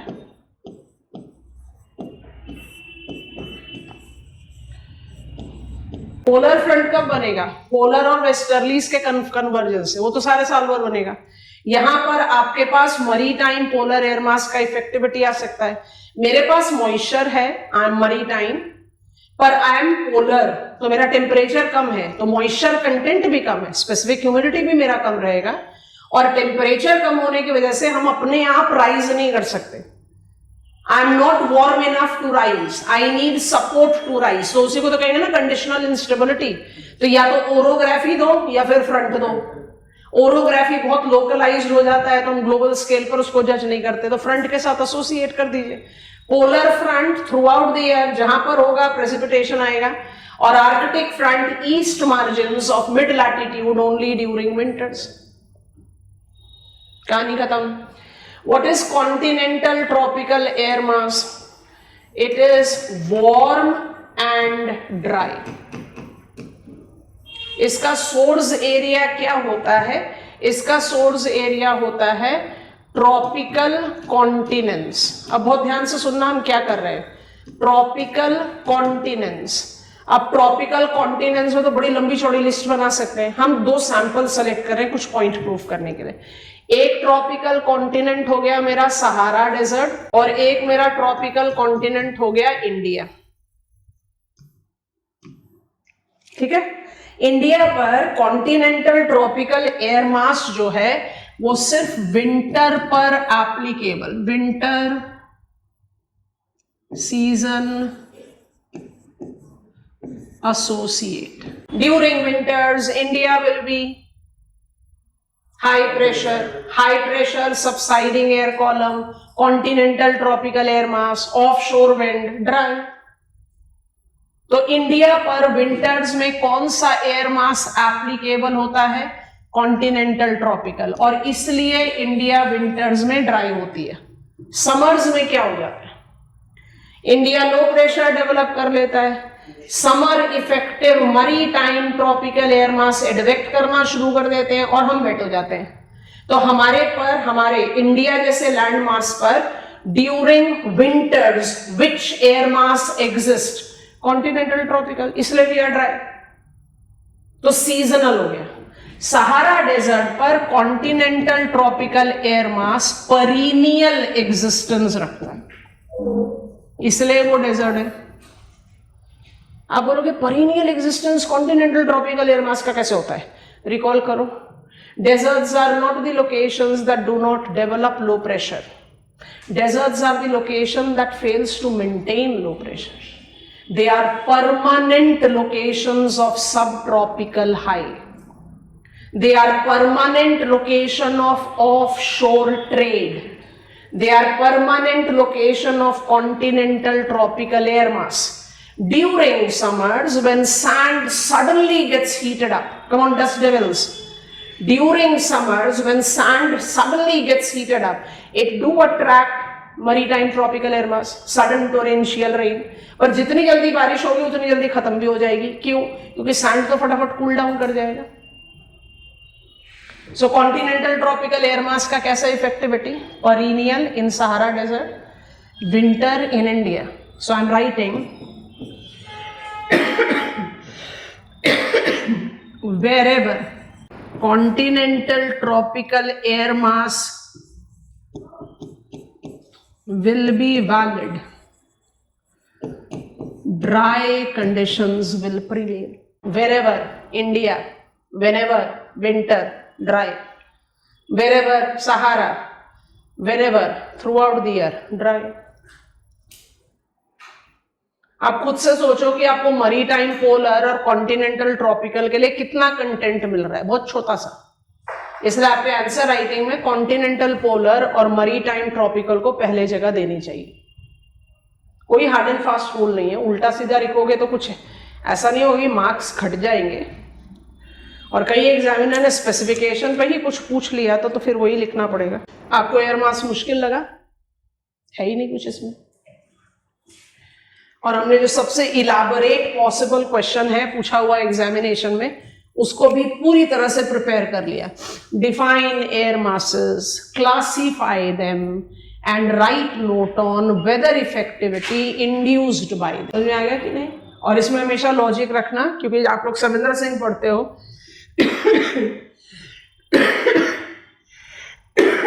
Savindra Singh में हमें ना थोड़ा सा रीजनल पर्सपेक्टिव में मिला हुआ है। जैसे what are the air masses that are effective in North America? Continental polar होगा, continental tropical होगा, maritime polar होगा, maritime tropical होगा, बना सकते हैं।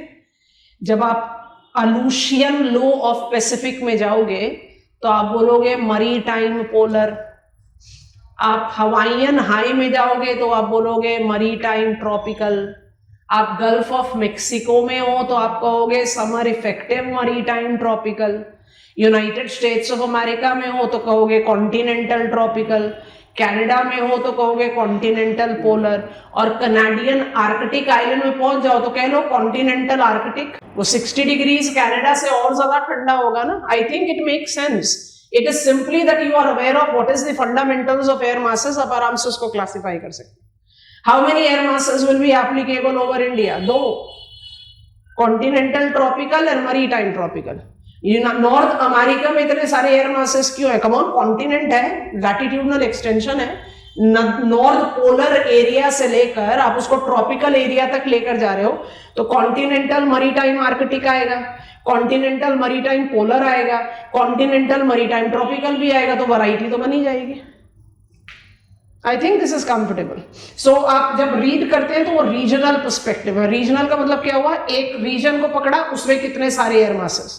हम जो स्टडी करते हैं पेपर 1 का मेजरली, वो कैसे स्टडी करते हैं? एक एयर मास कहां पर है और कैसे कैसे इफेक्टिविटी है, इसको बोलते हैं systematic approach.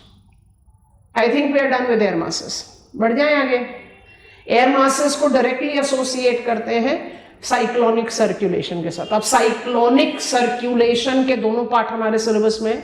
Temperate cyclone bulkier है, उससे शुरू करेंगे, ट्रॉपिकल साइक्लोन पर बाद में जाएंगे। जैसे जियोमॉर्फोलॉजी में बहुत स्ट्रिक्टली बताया था, जब आप फिजिकल प्रिंसिपल्स पढ़ते हो तब आप हजार्ड की बात नहीं करते। आज पूछा ना आपसे एग्जामिनेशन में, जीएस पेपर 1 में, tsunami, what are tsunami, what are its type and likely effect. तो सुनामी के टाइप्स अर्थक्वेक ट्रिगर्ड हो सकते हैं, वोल्केनिक ट्रिगर हो सकते हैं, ह्यूमन इंड्यूस ट्रिगर हो सकते हैं। ये सारी चीजें आपको वैल्यू देता है ऑफ योर ऑप्शनल, जिसके हिसाब से आप अपने जनरल स्टडीज को कितनी अच्छी तरह से टेम कर सकते हो।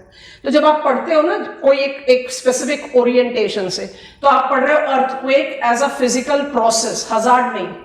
तो बिल्कुल वैसे ही अभी हम साइक्लोन एज फिजिकल प्रोसेस पढ़ रहे हैं, हजार्ड नहीं। हजार्ड पढ़ेंगे जब हम इंडियन कंटेक्स्ट में आ जाएंगे कि how IMD demarcate different categories of yellow, orange, red alert when it comes on to cyclone. अभी हम सिर्फ बात करेंगे as a climatological phenomena. ठीक है। Cyclonic circulations, temperate and tropical.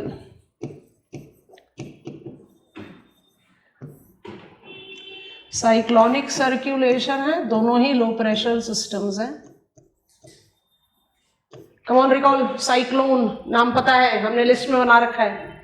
Cyclone किस तरह का प्रेशर सिस्टम है? Low pressure. कौन सा डिस्टिंक्शन आएगा यहाँ पर? I am small size low pressure. Elongated low को आप कहते हो ट्रफ। ऐसे ही करके हमने प्रेशर में शुरुआत की थी ना। So both of them are low pressure system. Temperate cyclone is extra tropical cyclone, क्योंकि ये मिड लैटिट्यूड से एसोसिएट करता है। इट डिनोट्स फ्रंटल मैकेनिज्म,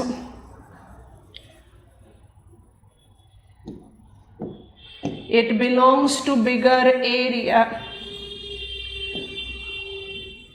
इसलिए इसको वेव साइक्लोन भी बोलते हैं। It is identified with longer lifespan that can be 15 to 20 days, creates well distributed precipitation pattern from mid latitude to high latitude.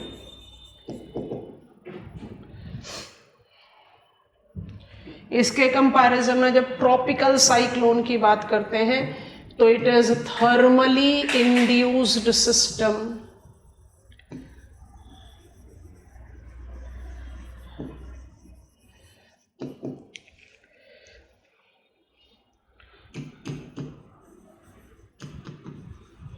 typical to low latitudinal marginal waters।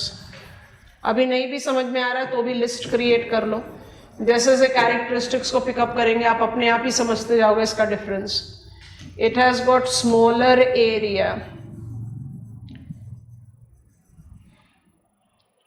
have shorter lifespan,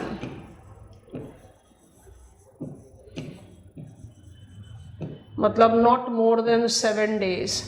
लेंदीएस्ट living tropical cyclone जो है वो 7 दिन से ज़्यादा नहीं exist करता, and it relates to rainless centre that is called eye of cyclone. मतलब precipitation जो है यूनिफॉर्मली डिस्ट्रीब्यूटेड नहीं है and is turbulent system. It is known for its intensity. More than 200 kilometers per hour की wind velocity ले सकता है. क्योंकि अगर आप previous year questions को देखो तो मेरे पास हर तरह का question पूछा हुआ है.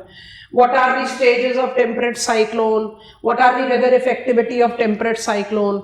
Identify structure and weather effectivity of tropical cyclone. Compare and contrast tropical and temperate cyclone. So I should be prepared with all of them. Otherwise both of them are very different systems and we need to learn them different. ये table हम आपको tropical cyclone खत्म कराकर एक बार और खोलने के लिए बोलेंगे, उस समय आप बड़े आराम से इसको कंपैरिजन को जज कर पाओगे. अभी बस लिखा है, कुछ नहीं समझ में आ रहा तो कोई प्रॉब्लम नहीं, हमने समझाया है भी नहीं. Cyclonic circulations relates to low pressure systems. Circulation मतलब कुछ सर्क्यूलेटरी आना चाहिए यहाँ पर, और इस सर्क्यूलेटरी सिस्टम्स को हम दो टाइप्स में डिवाइड करते हैं, एक टेम्परेट है और एक ट्रॉपिकल है. अब जो कंपैरिजन लेना था वो ले लिया, अब इसके बारे में ज्यादा बात नहीं कर रहे, इंडिविजुअली पिकअप कर रहे हैं. तो मुझे आपसे क्वेश्चन पूछना है, रैपिड फायर, जल्दी जल्दी से आंसर देंगे. अच्छा, how many pressure profile latitudinally for planet Earth? How many low pressures? गिन रहे हो अभी, बताओ. ग्रेजुएट्स ऑफ क्लाइमेटोलॉजी, खत्म होने वाला weather sequence. 3 equatorial low and subpolar lows. How many convergence zones? 3 low pressure convergence होता है. How many frontal formation? 2 polar front north, polar front south. Which polar front will be stronger? Why? Land hemisphere. Polar front of northern hemisphere tends to develop the desired temperature contrast to facilitate formation of temperate cyclone. Temperate cyclone is typical to mid-latitudinal front, polar front of northern hemisphere. Southern hemisphere में front जरूर बनता है, लेकिन वो cyclonic circulation तक survive नहीं करता. उसका क्या मतलब है वो धीरे धीरे समझ में आएगा. So where do I develop temperate cyclone? Polar front of northern hemisphere. Who are the scholars who have given us this understanding? Jacob and Jerkins, they propounded polar front theory that will help us in understanding the life stages of temperate cyclone. जैसे जैसे life stages को pick up करते चले जाएंगे, temperate cyclone को बड़े आराम से decipher कर लेंगे, फिर weather effectivity का ज़्यादा problem नहीं रहेगा. So category 1 first, this will come later. I want to begin with cyclonic circulation 1. It is called temperate or extratropical और wave cyclonic circulation. Syllabus में temperate लिखा है तो I am emphasizing on temperate. Temperate cyclonic circulation associates with polar front of northern hemisphere that is generated due to convergence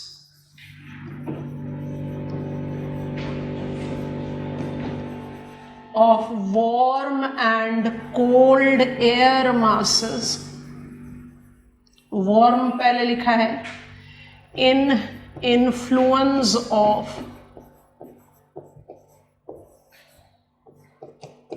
westerlies and polar winds.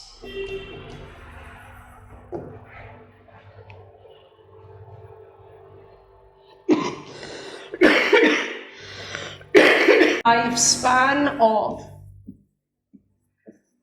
15 to 20 days includes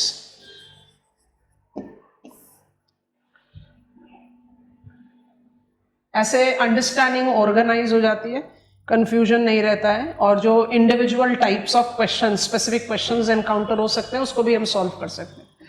number 1, stage of frontogenesis. Number 2, division of stable front and beginning of cyclonic circulation. Number 3, quick shift of cold front. Number 4, closing down of warm sector. Number 5, stage of occlusion.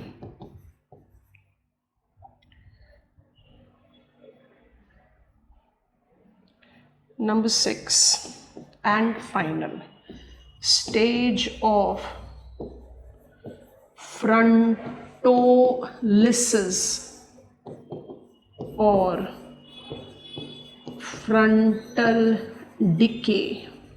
Polar front theory,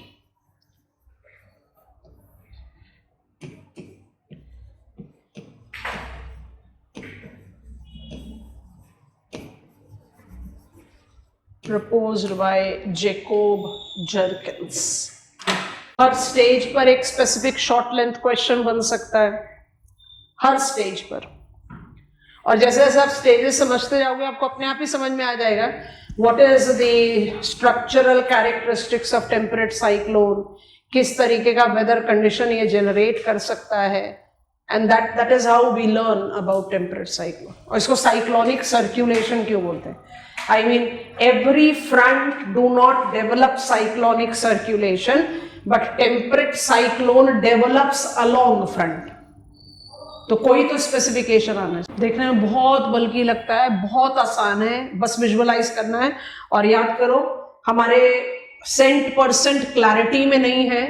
we have given a mention to it कि polar jet को polar night jet बोलते हैं बड़ी popularly, और polar night jet का mid latitude में extension होता है जिसको पोलर फ्रंट जेट बोलते हैं. हमने सिर्फ ये कहकर छोड़ दिया कि मैं पोलर सेल का मेंबर हूं, जियोस्ट्रोफिक विंड. तो पोलर सेल कौन से दो वेदर इफेक्टिविटी देता है? एक drier at poles and wet at sub pole, यही है ना?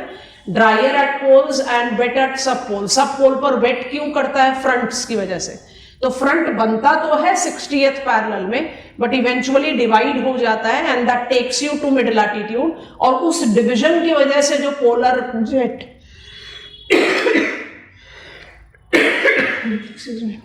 so I repeat, division that happens, polar front when gets divided, it marks up its extension in mid latitude and that extension extends polar jet to mid latitude. Ferrel cell में polar jet का extension polar jet नहीं कहा जा सकता. It is too low latitude to be called polar jet, इसलिए हम उसको क्या नाम दे देते हैं? Polar front jet. वो भी यहां पर क्लैरिटी के साथ आएगा. अब आपको विजुअलाइज कैसे करना है ध्यान से देखो, प्रॉप्स के साथ बता रहे हैं. 6 स्टेजेस लिखे हुए आपके सामने. आपकी तरफ है low latitude, mid latitude, westerlies belt. हमारी तरफ है high latitude, polar wind belt. 60th parallel पर वार्म वेस्टर्लीज ने और कोल्ड पोलर विंड्स ने वार्म और कोल्ड एयर मास को कन्वर्ज किया. They have developed front. 60th parallel पर फ्रंट बना, स्टेज ऑफ फ्रंटोजेनेसिस. ये फ्रंट किस लिए बना? Frontogenesis, genesis of front. ये फ्रंट क्यों बना? Because of the convergence of the two contrasting air masses, और कंट्रास्ट इमेंस होगा।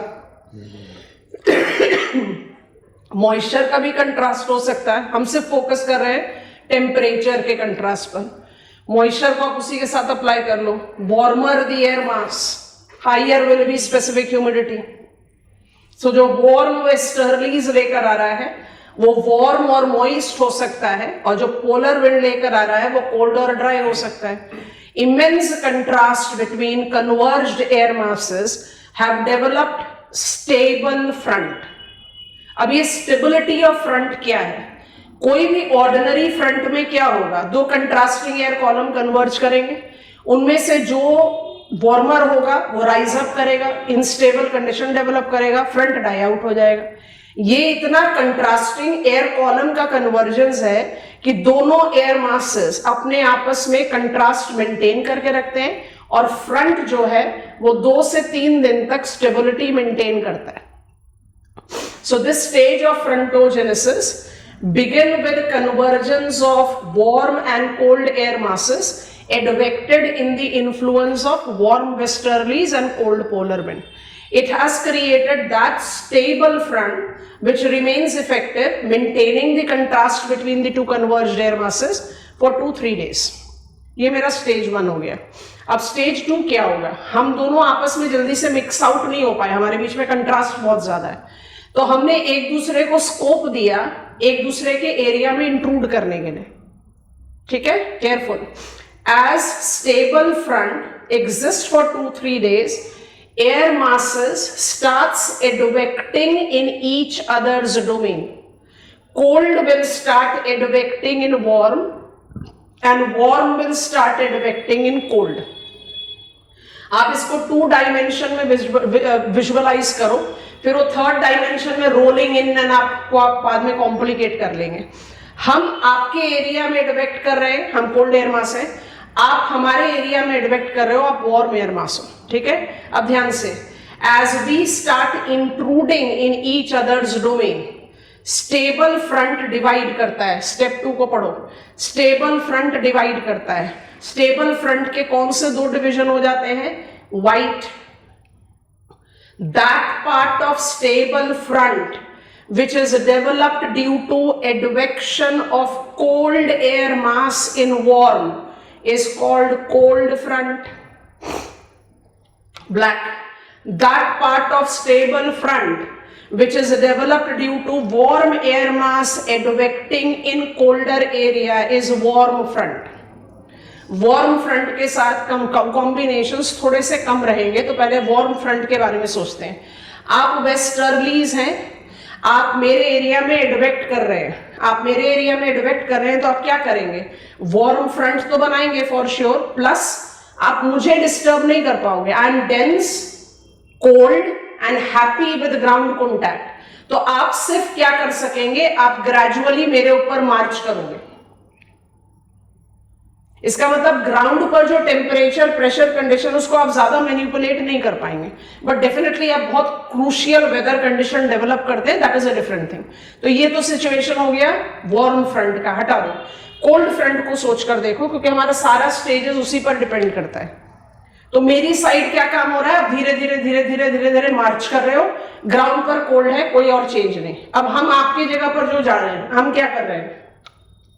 इसलिए हम डायग्रामेटिकली इसको स्टेबल छोड़ देते हैं और व्हाइट मार्कर को पूरी तरह से फटाफट से घुमाएंगे, स्टेजेस को रीड करते जाना। पहले विजुअलाइज करो, I have started advecting to your area. जब आपके एरिया में हमारे, इसका मतलब हम अपने लैटिट्यूडनल एक्सटेंशन से मिड लैटिट्यूड की तरफ भी बढ़ रहे हैं, पहला। और दूसरा, हम ग्राउंड कॉन्टैक्ट कभी नहीं छोड़ सकते, हम डेंस एयर हैं। आप ऑलरेडी वार्म हैं, आप ऑलरेडी अनस्टेबल हैं, और हम आपको लगातार पुश कर रहे हैं ऊपर जाओ, क्योंकि मुझे तो ग्राउंड कॉन्टैक्ट में रहना है, I am dense. So what will happen? As cold air mass tends to advect, as cold air mass tends to advect into mid latitude, it continuously keep on occupying the ground. तो वो ground का temperature और pressure condition को modify करना शुरू करता है और वार्म एयर मास को पुश अप करता है. इसीलिए बाइस बेलॉट लॉ बोलते हैं, क्योंकि आप नोटिस करें आपका स्टेज 2 में कह रहा है division of stable front and beginning of cyclonic circulation. Polar wind की डायरेक्शन क्या है? North east. हम जाएंगे कहां पर? साउथ वेस्ट की तरफ. तो हम साउथ वेस्ट की तरफ तो जा रहे हैं, ठीक है, लेकिन साइक्लोनिक सर्कुलेशन कैसे होगा? स्कॉलर का नाम है Ballot. Buys Ballot law states that whenever you are standing with your back pointing the movement of wind, low pressure will be on your left. Cold air have it vectored here. Low pressure will be on its left, sufficiently intruded in lower latitude, generating pressure gradient. Application of Bayes-Bellot law. Cold air mass marks the beginning of cyclonic circulation. और यहां शुरू होता है ordinary front और stable front के बीच का difference. Stable front, division of stable front, beginning of cyclonic circulation. अब ध्यान से सोचना, ब्लैक और व्हाइट रिमोट के बीच में आपकी तरफ की जगह warm air column is in contact with ground. मेरी तरफ की जगह cold air mass is in contact with ground. अब अलग आप बाकी स्टेजेस को पढ़ो. Quick shift of cold front, closing down of warm sector, closed down warm sector.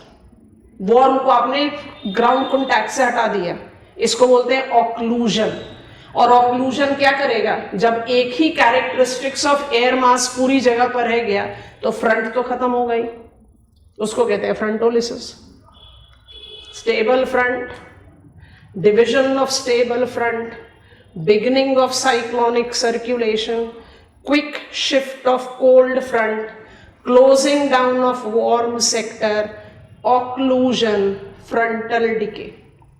कितने समय का सीक्वेंस? 15 से 20 दिन. उसके बाद क्या होगा? Cold here, cold there. Cold थोड़ी देर के बाद क्या होगा? कंडक्शन प्रोसेस से गर्म होकर डेसिपेट हो जाएगा, वेस्टर्लीज रीस्टैब्लिश होंगी, फिर से stable front. So it's a periodic sequence that prevails through out the year. पर किस सीजन में सबसे स्ट्रॉन्ग इफेक्टिविटी जनरेट कर सकता है? विंटर्स. क्योंकि विंटर्स में कंट्रास्ट बिटवीन एयर मासेस ज्यादा होते हैं. तो जब आप एनसीईआरटी रीड करते हो या कंपैरिजन करते हो, जो हमने शुरू में आपको कंपैरिजन दिया, tropical cyclone is very typical to summers and temperate cyclone is very typical to winters. दोनों ही स्टेटमेंट गलत है. ट्रॉपिकल साइक्लोन समर्स में नहीं होता, ऑटम में होता है. और टेम्परेट साइक्लोन सारे साल भर होता है. So, विंटर्स में वो ज्यादा स्ट्रॉन्ग बन सकता है because air masses will be more barotropic. इसलिए हमने वो कंपैरिजन में आपको नहीं लिखवाया, हमने आपको कोई सीजन नहीं लिखवाया. क्योंकि टेम्परेट के लिए आपको क्या चाहिए? एयर मासेस के बीच में कंट्रास्ट. तो विंटर्स में ज्यादा स्ट्रॉन्ग होगा. बट इसका मतलब ये नहीं कि टेम्परेट साइक्लोन समर्स में नहीं बनता, ये सारे साल भर बनता है. और सिमिलरली ट्रॉपिकल साइक्लोन के बनने का बेस्ट टाइम क्या होता है? ऑटम. बताओ, autumn is transitional season between dash and dash, summer to winter. Winter से समर कैसे हो जाएगा? वो तो स्प्रिंग होगा ना. आप कौन से सीजन में इंडिया में ट्रॉपिकल साइक्लोन डेवलप करते हो? Retreating monsoon. पर इसका ये मतलब थोड़ी है कि समर्स में साइक्लोन नहीं होता. काल बैसाखी तो समर्स में ही होता है. तो डेवलपमेंट वेरिएबल हो सकता है, बट एक जनरल कंपैरिजन ले, it is more dominant in low sun season and because it is thermally induced system, it has got more to do with summers. But summer specific नहीं है ये. तो ये सारी पॉइंटर्स हमारे दिमाग में होने चाहिए. आपको टेम्परेट साइक्लोनिक सर्कुलेशन का लाइफ साइकिल समझाया है. इस लाइफ साइकिल के लिए हम जो डायग्राम बनाएंगे वो बहुत सिंपल सेट ऑफ डायग्राम बनाएंगे. बट आपको पहले ये वाला डायग्राम एक बार दिखाते हैं. फर्स्ट लुक में थोड़ा सा डिफिकल्ट लगेगा. हम ये वाले डायग्राम बनाते नहीं एग्जामिनेशन में, बट विजुअल क्लैरिटी के लिए हेल्प करता है. देखो, जो 6 स्टेजेस आपको बताए, convergence of air masses, intrusion of air masses in each other's domain, beginning of cyclonic circulation, quick shift of cold front, closing down of warm sector, occlusion, frontolysis. दिख रहा है फ्रंटोलिसिस में क्या हो रहा है?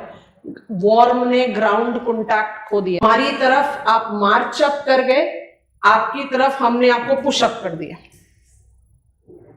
इस सीक्वेंस में कौन कौन से वेदर कंडीशंस डेवलप होते हैं वो हम 6 स्टेजेस को समझने के बाद अलग से हैंडल करेंगे। अब डिपेंड करेगा क्वेश्चन पर, किस तरह का क्वेश्चन है।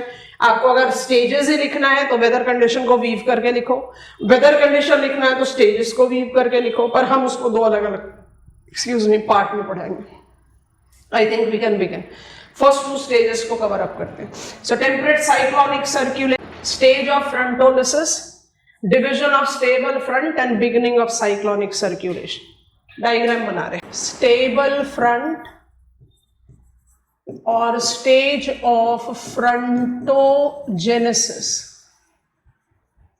What does it mean? It mean at near 60th parallel north, I'll be using the same shades.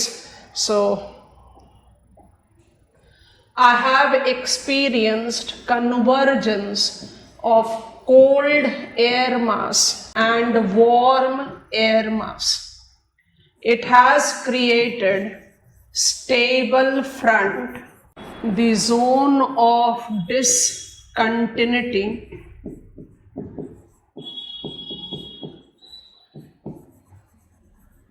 that remains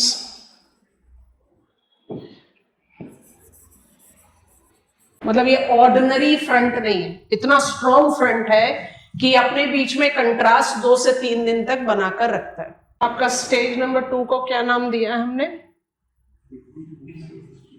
division of stable front. तो हमें स्टेबल फ्रंट को पहले डिवाइड करना पड़ेगा। पहले डायग्रामेटिकली समझो, यहां पर कंटेंट थोड़ा सा ज्यादा है। वार्म के लिए we are not having much to define, so warm यहां पर ऐसे लेबल कर दिया।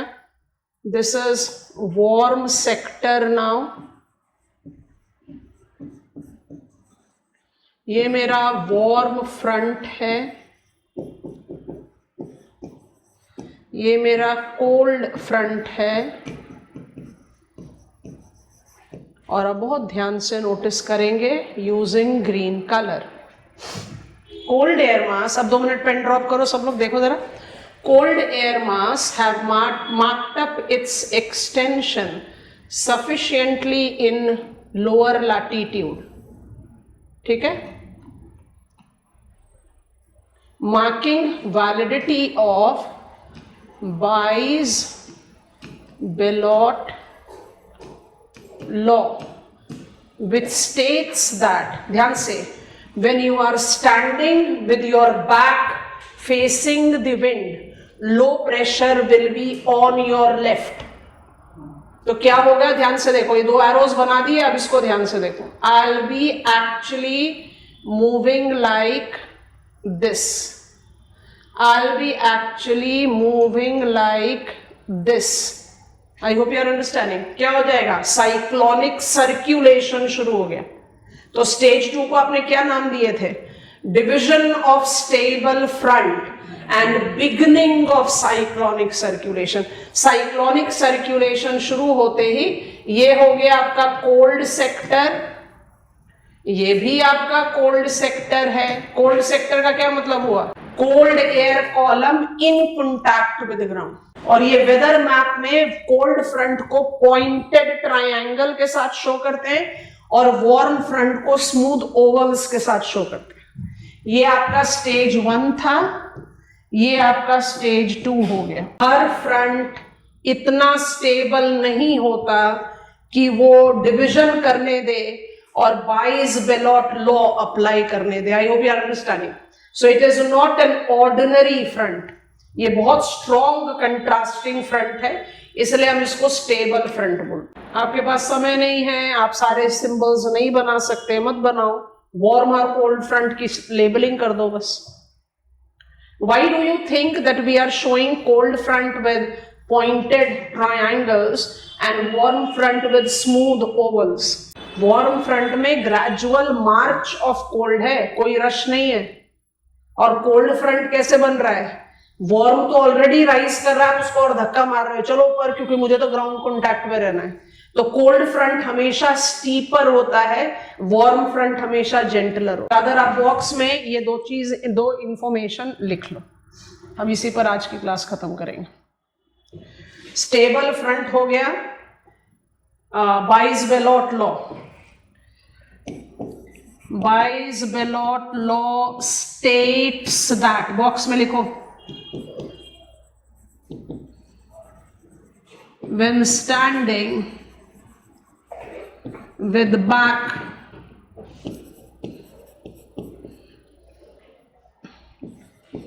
on advancing wind, low pressure will always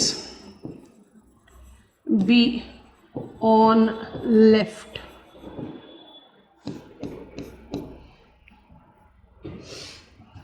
Warm front is gentle sloping. Cold front is comparatively steeper. Box item में बनाओ. वार्म फ्रंट को आप किस तरह से डायग्रामेटिकली शो करते हो? ऐसे शो करते हो. एग्जैजरेटेड डायग्राम होता है, बट फिर भी वार्म फ्रंट ऐसे बनता है, जेंटल. 1:80 और 1:200. और कोल्ड फ्रंट को कैसे शो करते हो? ऐसे, स्टीपर, 1:40. अब ये कितना एग्जैजरेटेड है आप ये खुद से सोचो. जब हमने ये जो इस-टू रेशियो लिख कर दिया है, इसको हम डिकोड करते हैं. वेदर मैप में आप स्टीप ट्रायंगल्स या स्मूथ ओवल्स बनाते हो. क्यों बनाते हो? क्योंकि आप शो करना चाहते हो कि एक जेंटल है और एक स्टीपर है. उसका मतलब क्या है एक्चुअली? लिख लिया? अब विजुअलाइज करो. इसका मतलब क्या है कि जो कोल्ड फ्रंट है जिसको आप स्टीप बना रहे हो, देखो कितना एग्जैजरेटेड फिगर है, उसको विजुअलाइज करना जरूरी है, बट कंपैरिजन भी जरूरी है. कोल्ड फ्रंट को आप ऐसे बना रहे हो और वार्म फ्रंट को आप ऐसे बना रहे हो. हमें समझ में आ गया कि कोल्ड फ्रंट को हम स्टीप इसलिए बोलते हैं क्योंकि वहां पर रश है राइज का, और वार्म फ्रंट को हम जेंटल इसलिए बोलते हैं क्योंकि वहां कोई रश नहीं है, ग्रेजुअल रैंप है. वार्म धीरे धीरे धीरे धीरे अपना राइज करेगा. लेकिन इसमें डिफरेंस क्या है? कोल्ड फ्रंट का जो स्टीपनेस है वो कितना है? 1 kilometre of vertical extension over 40 kilometres of horizontal extension. बहुत एग्जैजरेटेड फिगर बनाया हमने. 1 किलोमीटर ओवर 40. अब इसको वार्म फ्रंट से कंपेयर करो तो हाँ भाई स्टीपर होगा, क्योंकि वार्म फ्रंट क्या है? 1 किलोमीटर ओवर 80 और 200 किलोमीटर. समझ में आ गया? 1 kilometre of vertical extension over 40 kilometres of horizontal versus 1 kilometre of vertical extension over 80 और 200 किलोमीटर्स ऑफ हॉरिजॉन्टल एक्सटेंशन. सो ये बहुत जेंटलर है, इसलिए इसको स्मूथ ओवल से शो करते हैं. ये कंपैरेटिवली स्टीपर है, इसलिए इसको स्टीप ट्रायंगल. टेम्परेट साइक्लोन में कुछ नहीं समझ में आया तो छोड़ देना, कोई प्रॉब्लम नहीं है. एयर मासेस 110% कंप्लीट हो जाना चाहिए. Have a very sincere reading of what you have written. I think